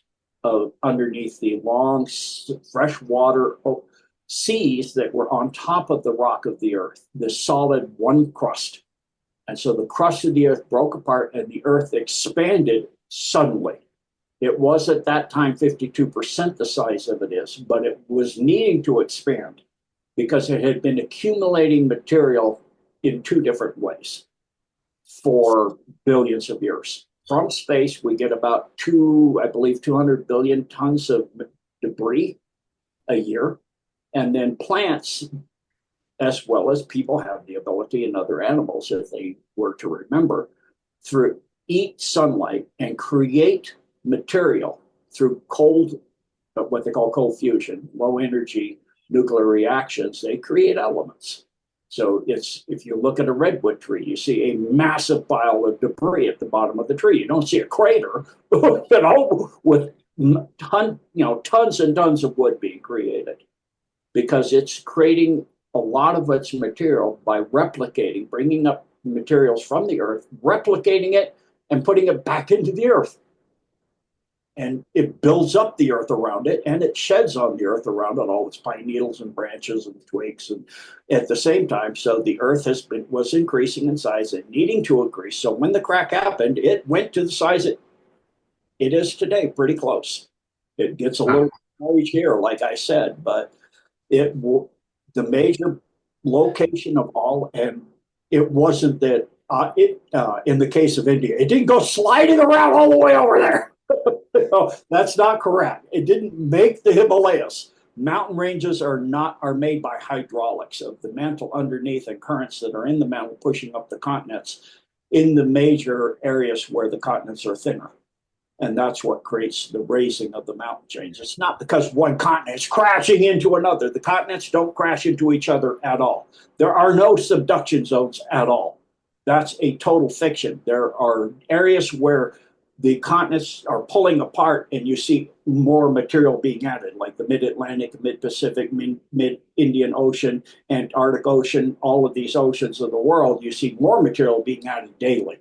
But you do not see material that's subducting under a continental edge. If you did, just like if I push my hand across your fingers across the back of your hand, it folds up material. Well, why don't we see mountain ranges at the edge of every continent on the edge of the oceans? Huge mountain ranges like the Himalayas that's been piling up for 100 million years. You don't see it. That's a good point. Wow. That's a great point. You don't see that because it's not happening. Gene, you mentioned Greenland, so now we got to go there. I'm waiting for you to say that. Yeah, well, Trump has repeatedly said it's essential to defense, world defense, global defense. And a lot of people are speculating on what the interest is, but I have a feeling you're gonna enlighten us a little bit on what that might be. Yes. So in that, there is a tunnel system that goes between a facility that has a key, a genetic key, that requires the primary species on Earth to activate it. They each have to do a genetic imprint into this key to open this facility that's underneath the ice and the ground in Greenland. And it has a tunnel system that goes to Mount Haines and what's now called again Mount McKinley in Australia. In alphabetical memory, in Alaska. Alaska, okay. Through the Northwest Territories and opening in various parts of Canada as well, of dumps that are in control of the Alliance now.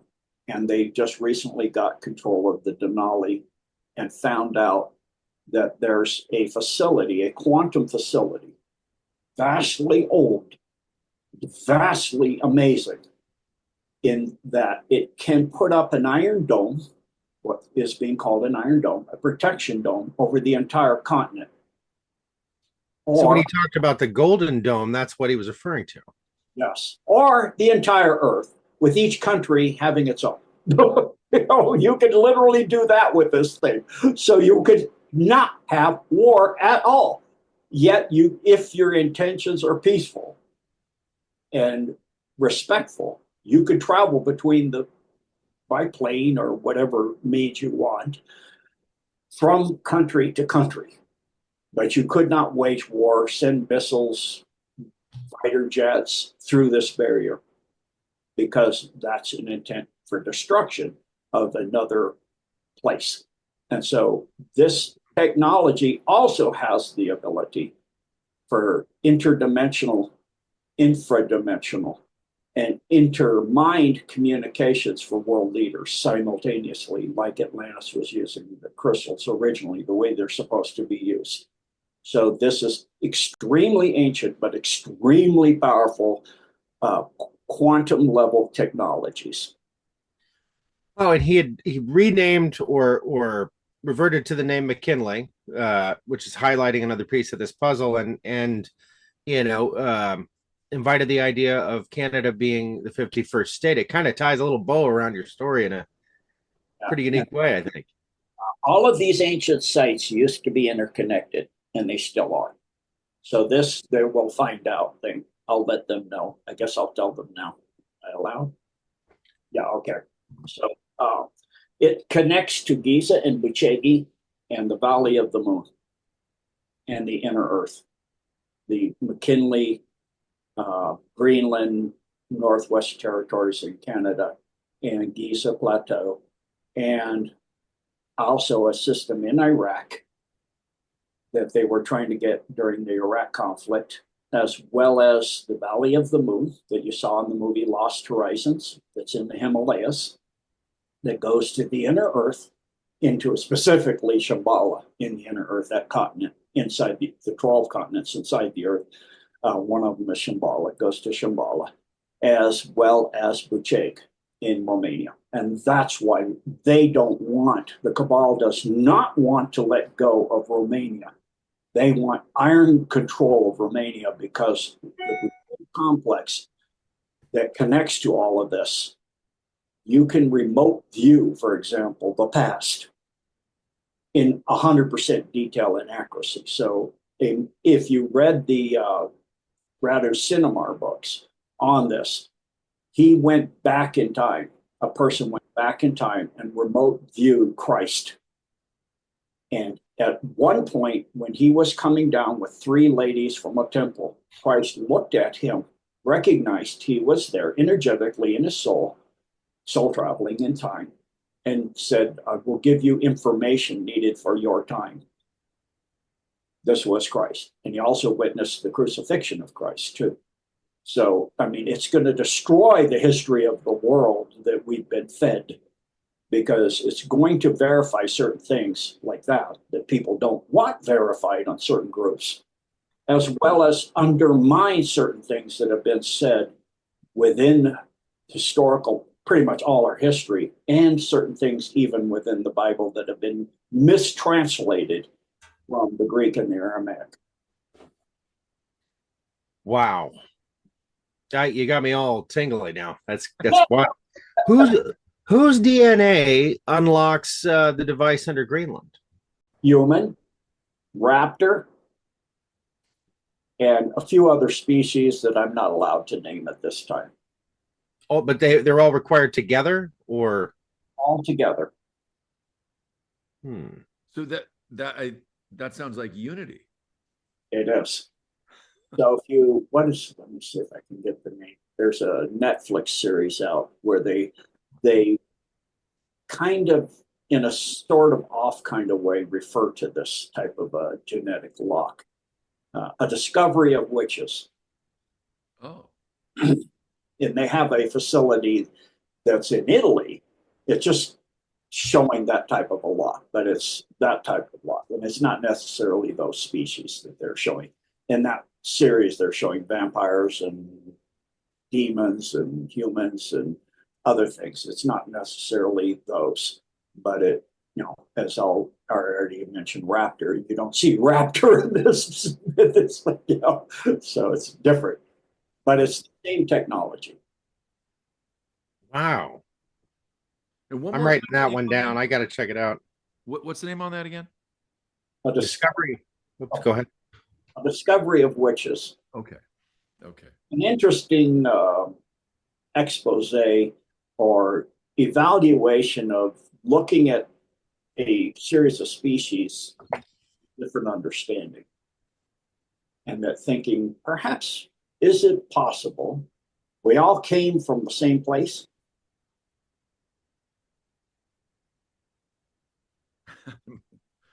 Well, Lyra gets that title, maybe not our origin story, but at least in terms of star seeds, it seems like everybody originated in. Oh, not at all. It's just a lot of, because they're really nice. So they want to be from there. It doesn't mean you are from there. I'm not from there. It's like kind of obviously, because what my original form when I came into physicality eons ago was 650 feet tall. So I'm obviously not Lyran because they're not that tall. But right. Size. I mean, when you have the large meetings like the Ganymede meetings that take place in a space-folded facility, you have tables that go anywhere from so tiny you can't see them because the beings at them are too small for the eye to see, to tables that are big enough for something that big. So on that topic, Gene, the next time we have you back, could you share a picture of you at 650 feet tall, just for One brother Jared, no. Yeah, I've been told repeatedly that I have Lyran origins. I have no Yeah, idea how to verify that, but it's come up many times. Yeah. yeah. When I shared on Patriot Underground this with Gary Cassidy and Patriot, that I'm not from this world originally, Carrie said pretty correctly, almost nobody from this world, if you're not from Lemuria, is your first incarnation, and you wouldn't be that old then, because the Earth is not old. It's only a little over 6 billion years old. It was a molten ball for several billion years, a couple billion years. And then the Milky Way is not that old either. It's only 650 billion years old, where the universe is just finishing 18 trillion at the location we're currently at. Now, we can't see that far because that it's that old, because that means the universe is that old. The location we are at is not 18 trillion. The universe is finishing that age.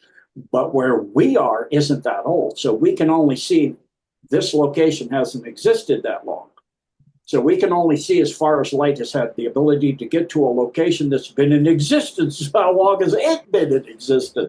Because light's traveling at a specific speed. And so you can't see further away than the areas that existed.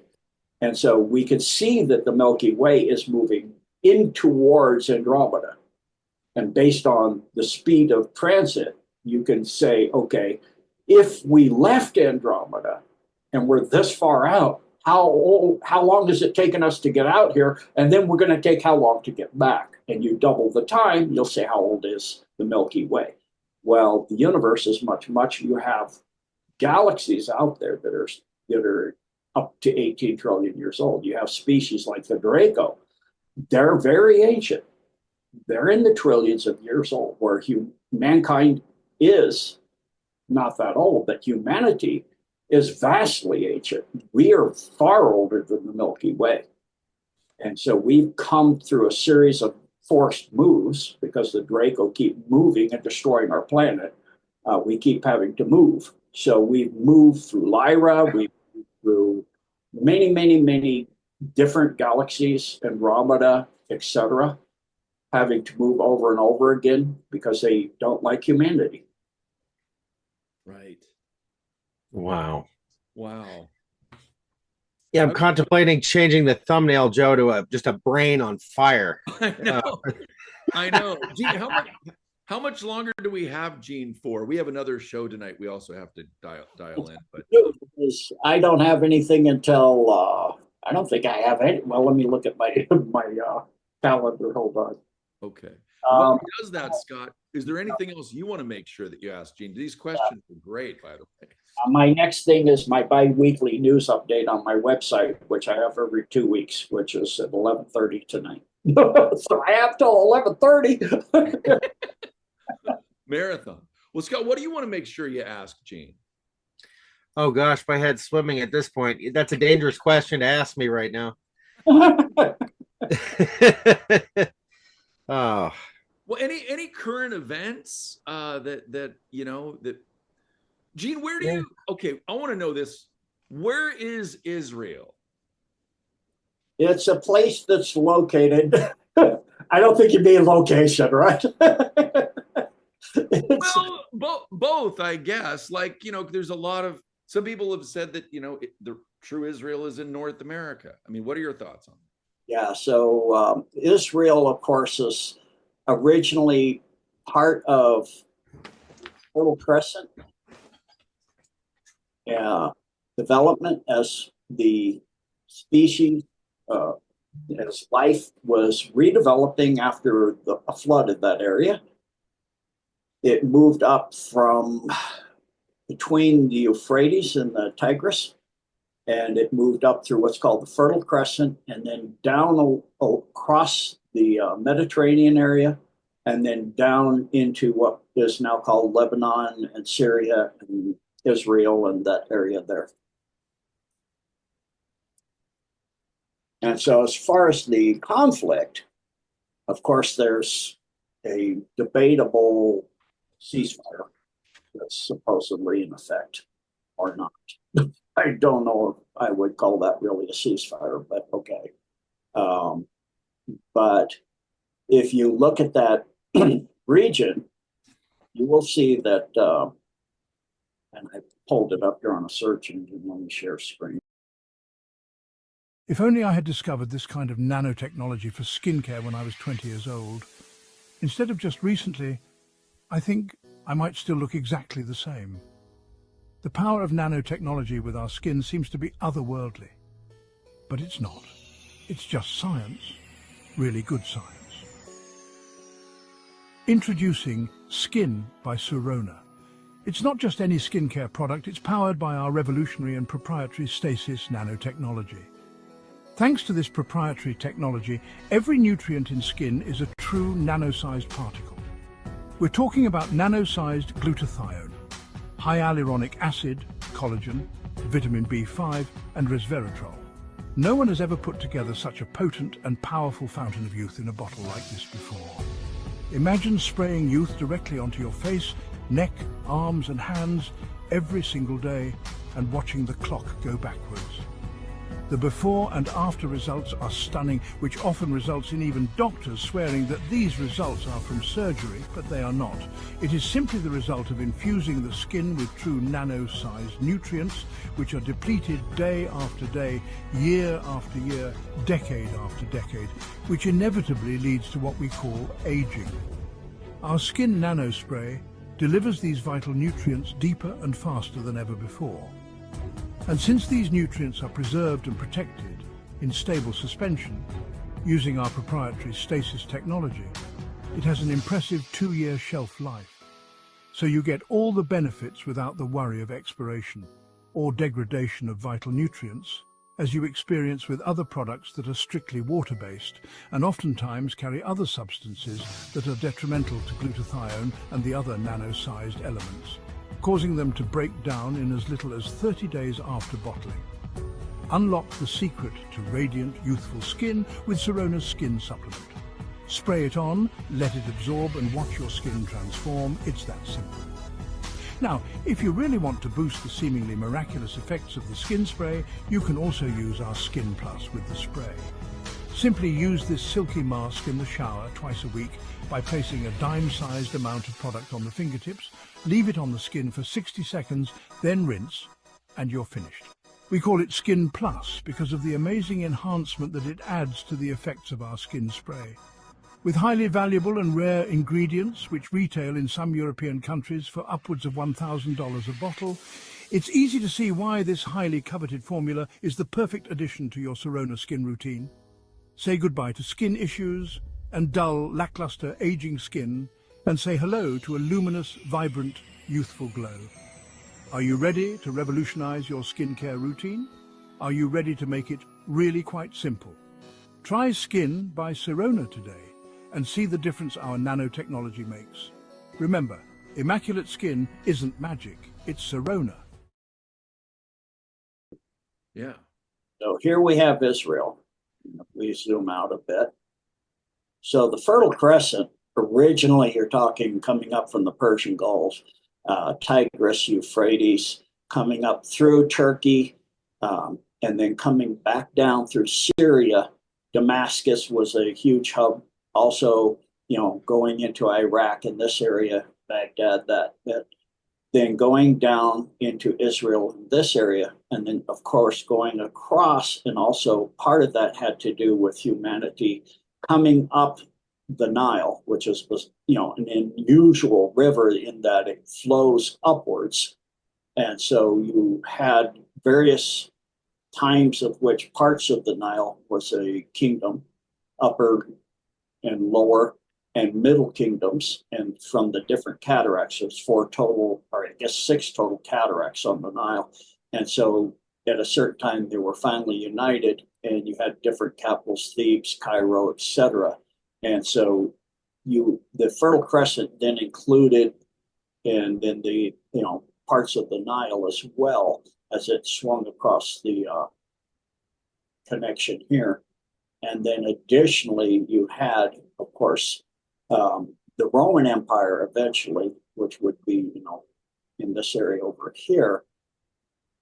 actually coming down and annexing the Egyptian empire at a certain point and taking over most of the world, including most of the Fertile Crescent. So if we zoom back into Israel, we have them saying they want to create what is called Greater Israel.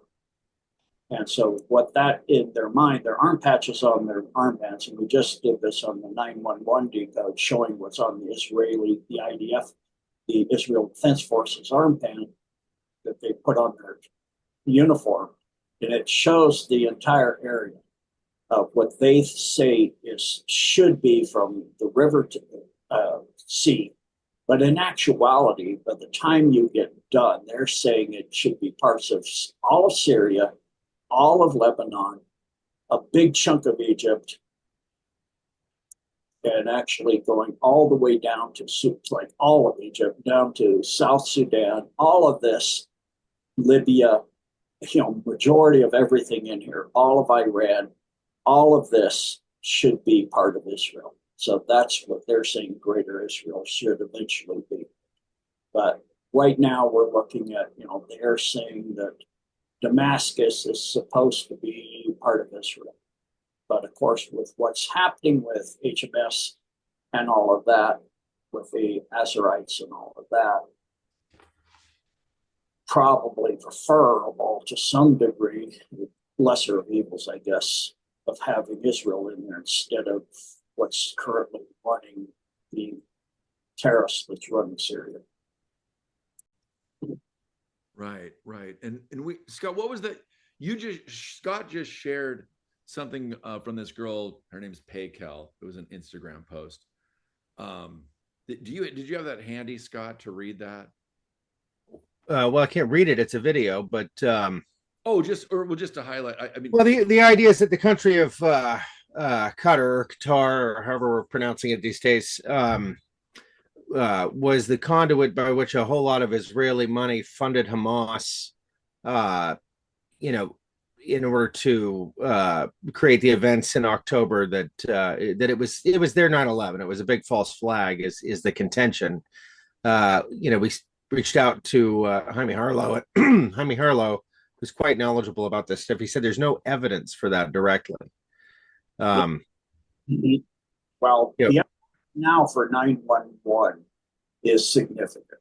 And when they declassify it and release it to the public, it's quite evident that Israel, the Mossad specifically, and the Zionists, not the Hebrew people in Israel, were the reason for 911. That they were the ones of the cabal faction that enabled 911 and October 7th, along with MI6 for October 7th, because you did not penetrate the dome they had unless you had, just like with 911, sleeper agents within the system that would allow for it to be penetrated like that. It's not going to be penetrated with it could stop a cockroach from coming across before, and then these people are paragliding in there. I don't think so. So what you're seeing is on purpose being led. Well, her assertions implicate Netanyahu directly, and I don't know if that would make sense or not. I know he's vested in keeping the war going because he's got a rather unfortunate path ahead of him when the war's over. But yes, Netanyahu directly, and he actually it's on the Decode on Deep Dives, but on the website on decode.org. But it is a statement he made after 911, in which he said, "We will profit greatly from 911." And he also said in another statement that they will, essentially, I'll paraphrase it to make it simple, why the U.S. break it into pieces and consume it all and use it in the process for their greater good.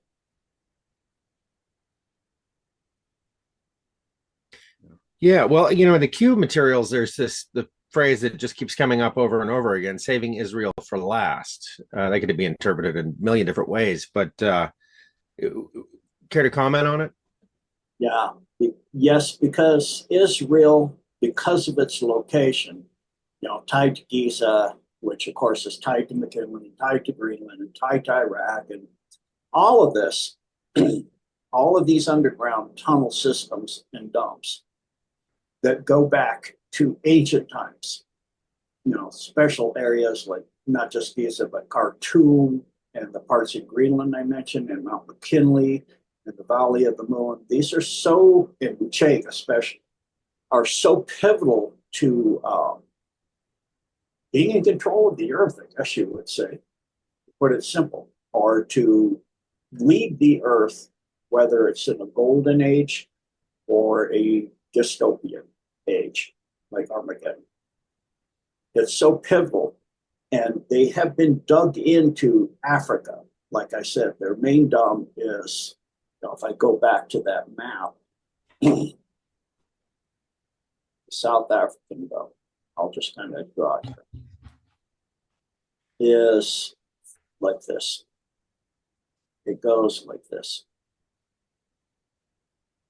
Pretty much this line, and all of this, and under here is all the Chimera stuff.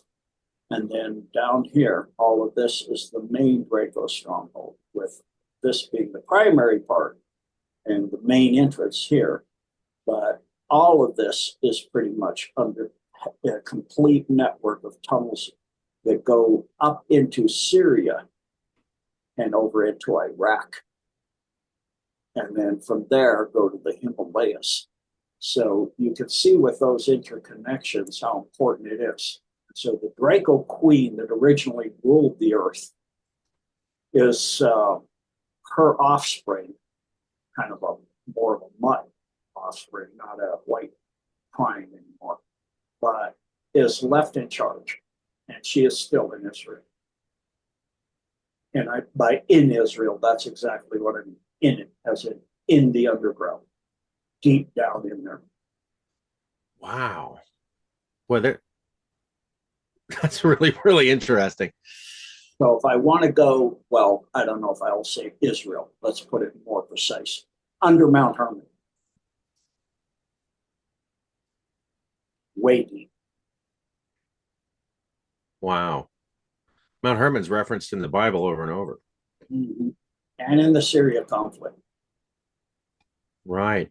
And I think I asked you this once before, but, you know, the United States, well, gosh, so many countries have harassed Syria over and over and over again. And we had the gassing of Bashar al-Assad's own people, which was proven to be untrue, and intelligence efforts instead. Why the constant harassment? I mean, when I think about Syria, somehow I think Stargate. Yes. What are they really after? It was why the Iraq War. The Iraq War primarily is because Saddam Hussein's palace was on top of the Temple of Solomon. And Solomon had a Stargate in the temple. And it's still underneath that palace. In Iraq or in Syria? In Iraq. But so what? Tied to the Stargate that's in Mount Hermon. In, you know, if we go to where is Mount Hermon, it's pretty darn close to Damascus. You know, near the Golan Heights, between that area, let's just say. So the problem they had is when they got in there, Saddam Hussein had fled to Syria through tunnels to Mount Hermon area. And he took the dial-up device power supply. Well, we don't have the technology to create that. So it's useless. So that's why at the end of that war, you see US Marines were torturing people in Iraq who ran the museums of antiquity in Iraq. There was a lot of that came out in the news. For what? You can take what's in there. Why are you torturing people? Because something's missing, right? What was missing is they thought they had hid the dial-up device power supply in a museum. It's kind of like Hitler did at the end of World War II, or during World War II, excuse me, at the outbreak of World War II. He hid his lead aircraft in the Paris Air Show. It's like, put it out there. Oh, that can't be it. He wouldn't do that. Yeah, that's exactly where you hide it. They can't, so they go, that can't be it. So this is the same thing that we're seeing here. That's what they thought, but in this case, he actually took it with him to Syria. And the person they captured was a pathetic double, because if any of you have grown a beard, you certainly do not grow a 1.5 foot long beard in 1 month. You know, you grab the guy a month or so later, and he has a huge beard. And a lot of it's, almost all of it's white, and the beard he has before was all black. So either his hair turned white, or he's grown it all out, or this is not the same guy. So it's pretty obvious. There's a lot of other clues that that's not the original Saddam Hussein. So he is actually still there with that device. And so they still want that device. Thus, the backing of the deep state of the US for the overthrow of the Syrian government, the final overthrow that we just saw by HMS, along through their proxy of the leader of Turkey and the British that worked, MI6, Mossad. All of this worked together. It's why you see immediately the Israelites, the IDF, excuse me, coming into Syria, almost Damascus, because they want that. And that device remains hidden. It remains hidden. And if they got a hold of it, what might be the outcome of such a thing? Their ability to reconnect to the Orion homeworld. That puts it into perspective. Wow. I mean, we could keep going. I almost wish we didn't have another show. I know, we do have another show. Yeah, I mean, it's going to be a great show. I can come back. You don't have to do it all in one sitting. Yeah, we'd like that very much. Soon. Yeah. Yeah. Maybe we can do it sooner this time than it's been a while since we've had you on the show, and I always enjoy this. Good idea. Yeah. It would be so much different. None of this will be relevant, probably. But let's go to the last step. What is this tied to? The other thing that's being talked about is Ukraine. Right.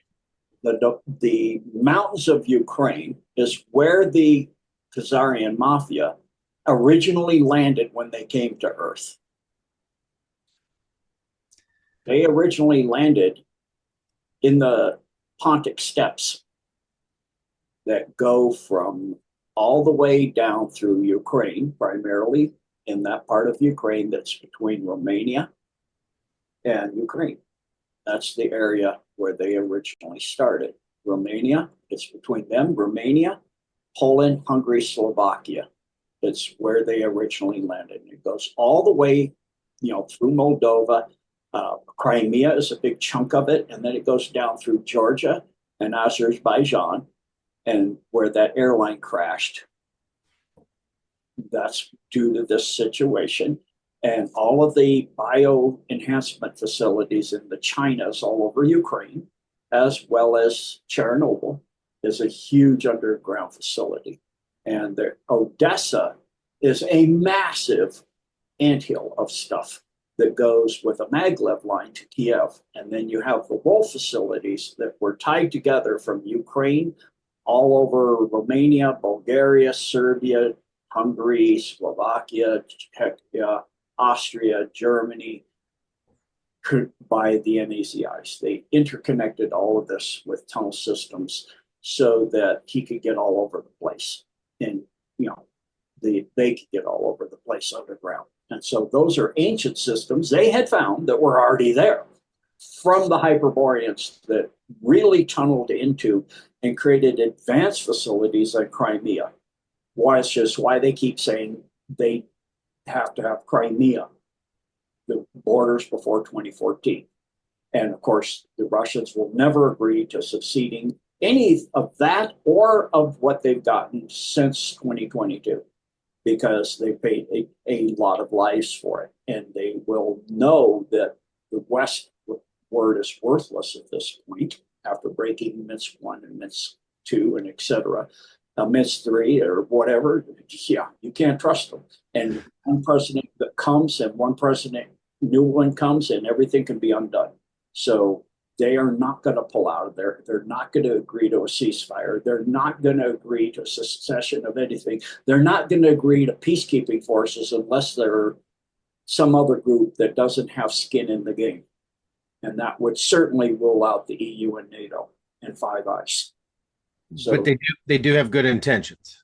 they have absolutely good intentions, and they have no intention whatsoever, or they'd have done it, of going into the Baltic states or any other part of Europe. They have no intention of that. They want to deal in, like, that's why they understand Trump so well. They want to trade. They want to have fair trade, not free trade, fair trade, and build it. What do you see them doing all over Africa? They go in and they build a nuclear reactor for some country in Africa and start, and they go into Nigeria and start like the Egyptians did, and start helping them mine their gold for their people. And they turn the gold mining facilities over to the people of the country. Just like they do with the nuclear reactor, they turn it over to the people so they can enrich themselves. So you have a trade partner that's wealthy and producing a lot, instead of impoverishing them and forcing them to dig with their hands for rare earth minerals, for example, like you see all over Africa with the French. They're kicking them out because people are being buried alive, because they're in there with their hands digging, and they in the dirt for rare earth minerals. And it's, besides the danger, it's extremely detrimental to your health. And so that's not what the Russians do. They don't do this. If they had wanted to do this, it's kind of obvious at this point, they can outfight, outmanufacture the entire rest of the world, except in China included. Everybody else, they can outmanufacture. It's been admitted, in 3 months, they make more than the United States and all of Europe and us, everybody else, Canada, everybody else put together. In 3 months, our whole yearly output, let alone the fact that they have over 1 million men in arms right now. And you're not talking somebody, it's scripted off the street and jammed into a SUV like in Ukraine. We're talking people who have already served military time saying, I want back in, and I want our homeland of our people in Ukraine that are Russians allowed to speak Russian and speak do their faith, the Russian Orthodox Christian faith, instead of having their mosques, or not their mosques, their churches burned down, their priests and they're put in prison or killed, the churches desecrated that are hundreds of years old. They're saying we want to have the right to practice and speak our religion and practice our faith in our homeland, which is Ukraine is a made-up place. Yep. Specifically by Stalin. It's Odessa was Catherine the Great that made Odessa what it is, made it into the powerhouse it is, and a big port in the Black Sea. And that's why they want it too, because of course it's a big port. But all of this area throughout the entire thing was originally where the Khazarians first started. And then they went down into Israel. Now, you mentioned that they landed, and I've never really thought about this origin story. Or are they indeed human, or No, they're not human. Can you elaborate?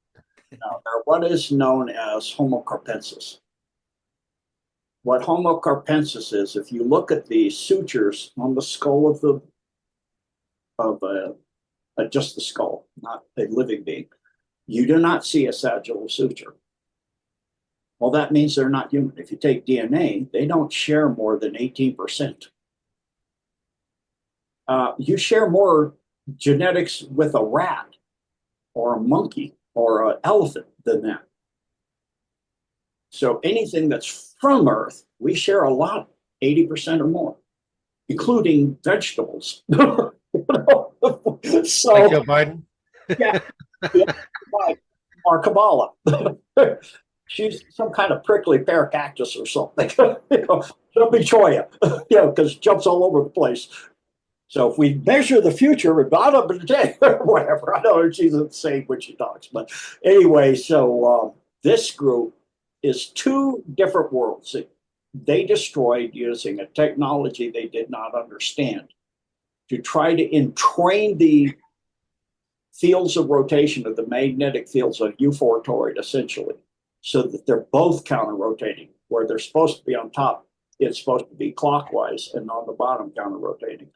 And so it's all systems of spherical beings, even us, we have a U4 toroid energy around us, which is rotating on the top if you're healthy, which is in most people's case not true. Most people have their U4 toroid, both the upper hemisphere and lower hemisphere, for millions of years has been counter-rotating. That's why we don't live 10,000 years anymore. And we're very short, considering the fact we used to be 60 feet tall human beings, and we're 6 feet tall. I mean, you're 1/10 plus 1/10 of the brain, right? Plus 1/10 of the lifespan, and even less than that, 1% of the lifespan. And then you have the telomere situation, you have the genetic situation, you have all of this. Homo carpensis have two types of skulls. They have one that's bulbous, and then you have one that's cone-shaped, which is why you see the popes and the Egyptian rulers wearing very, very high crowns and hats, or the wigs in the aristocracy of the elite, because they're inbred with this group quite a bit. So the royal families, the House of Orange specifically, but other ones as well, Windsor, all of these are inbred to a significant degree with Homo carpensis. And so they have about 30% more IQ. And they've ruled the world for a very long time. They're what I call crypto hominids. They're secret, crypto sapiens. They're secretly ruling us, but they're not us. They're originally from the Scion system, why they call Zionism. It's come out in the open now with the car that's SCION. Scion is their home star system, but they just home worlds. And their home worlds were complete, the black, what we call oil, and other tar, and the black goo of Earth is a compassionate and living system, a part of the Earth. Well, their world had turned, its heart chakra had died, had been destroyed. And so when those worlds broke up, it's like the Superman story, I guess. The asteroids went all out in every direction, and some of them, of course, have landed on Earth. For example, the Falkland Islands. And that black goo is not good, or in the Gulf of America, as they're calling it now. And so that's the bad black goo, in which they get the bad graphenes that they put in the jab. And so this stuff wants to connect you to AI and take you over. It's what creates the shedding situation for people who suffer from Magellans. You get shed on by people that got the jab, and you can get a IP address reader for Bluetooth reader for your phone and see signals coming out of most people, that have, almost everybody that's had the jab has it, unless they got a Salate solution. And so it's what it wants to do. That those worlds were run by AI. And so they wanted to conquer those worlds utterly and go out and conquer outside their system. And that's when they destroyed their homeworlds, they came here. And that's where they came. They came to the Carpathian Mountains. They'll go all the way down into Georgia, into the edge of the, not just the Black Sea, but it also goes into the Caspian.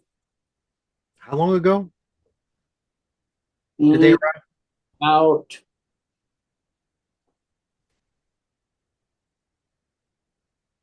Pyramid Wars time. Oh, wow. Okay. Wow. So I got two questions, and you can order them or answer them in whatever order you want. First of all, the flow that we're talking about, the clockwise in the upper hemisphere, uh, for our own individual flow, is that something that's being restored in this whole process that we're living through right now? And the other question is, these Khazarians, are they, what is their status currently? Are they being defeated, or are they, what's happening there? As long as the Alliance, which they have been doing, they've been gaming this out in every possible scenario in quantum systems that are service to others. There's 5 main systems they have. And so they're not going to be stupid about this. The Khazarian and the negative alien groups, they're done. It's only a matter of time, even though the dumps look slightly like 54%. It's inevitable that it's going to be a complete. That's why you see a lot of groups have left of the negative primary upper levels of the Draco, the primes, all the whites left quite a while ago, back in 2016 when Trump got in. They said, different timeline, we're out of here. It was our timeline, and they've changed the timeline, and we lose on this timeline. So we're out of here. So all of this is a done deal. It's not going to, there's nothing they can do to salvage it. Is, nothing can stop what's coming. It also happens to be tied to the change in the timelines as we go into the golden age, going through the CME that'll be taking place, according to them, in 2031. I don't know if that's accurate or not, but that's according to the Cabal's looking glass stuff. Plus, they send a ship through it, through the photon belt. They call it the Masonic ring. They actually sent a series of craft through it, first being Voyager 1, to prove that it wasn't there. They didn't want it to be there. Prove it's not. We got to make sure this thing is, oh, no, it is there. We lost contact with the thing. It is a photon belt that is coming from the center of this galaxy, from the central sun that's in a black hole, that's an infrared giant. So it's a belt of infrared energy that's essentially 3 days across for a planetary solar system to transit through it. Wow. And then because Scott, I got to actually get out to the air. Yeah, we both have. Yeah, we'll wrap it up. Okay, 2 final questions. Okay. The other one was, you referred to the appropriate flow of energy, in our hemispheres. I take that to mean individually. Will that be restored in the process we're going through? And then the final question, Jason Q often refers to Donald Trump as a quasar. Does that mean anything to you? No, it means nothing to me. He's certainly not a star. Okay. Yeah, I wasn't sure. Okay. Took human form, like a quasar or a red giant or a blue dwarf or whatever.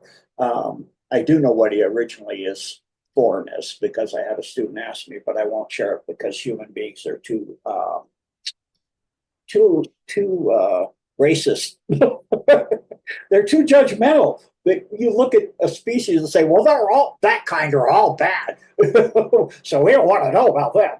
He's got to be bad if he's one of them. So, there's good and there's bad in any species. Even the species that are predominantly bad, like the Draco, some of them have actually, primes have switched sides. And you see it on Earth too, where people have like the Kennedys obviously had an awakening and said, wow, we're in something that's, yeah, the parties are fun, but not like they do them. That's freaking disgusting.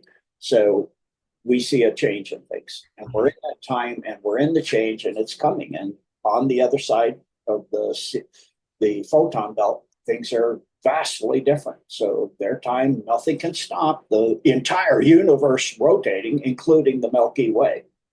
And you're not going to stop the rotation of the Milky Way with the technology that's on this planet. That's for sure. And then the flow of our energy, is that being corrected, where, because you mentioned that has everything to do with our telomeres, our lifespan, all of that. Is that being altered with this DNA change? part of the ascension process that people are feeling. The speeding up of time you mentioned. Right. The seeing into parallels, the Mandela, remembering other paths, other yous that have merged into you, of having knowledge of two paths for yourself.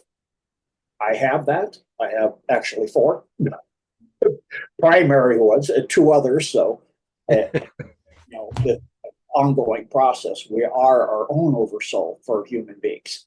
You are in many, many parallel Earths. There's many, many renditions of you that made different choices. So as the ascension process goes, all of this heals and you come back together and your genetics upgrades and the telomeres come back and all of that. And then you get rid of them because that's actually a manipulation from the dark side. Well, Joe, you got to stop me before I come up with another question for Gene. Yeah, I could talk for hours. This is a song that doesn't end. As always, I've enjoyed this immensely, Gene. I want to thank you so much for coming on the show, and I really look forward to our next one. Absolutely. Anything either of you would like to say before we part ways? Yeah, I think where to find Gene, and also due to everything that we're going through, I'd love for Gene to end the show in a prayer when the time is right, because I love Gene's prayers. So so Gene, where can people find you, and then we'll go from there. Your websites, that is, not you. That's where genedecode.org. You're looking, I'm not logged in. There's a free surface area where, as submarines, you have a bunch of items. You can view the catalog and look at all the free items. This is free. The Tea and Scones, like I said, is tonight. It's a bi-weekly news update I do with Paul Broker from the Insider Club. And then I'm Real Gene Decode. Let me go to Rumble.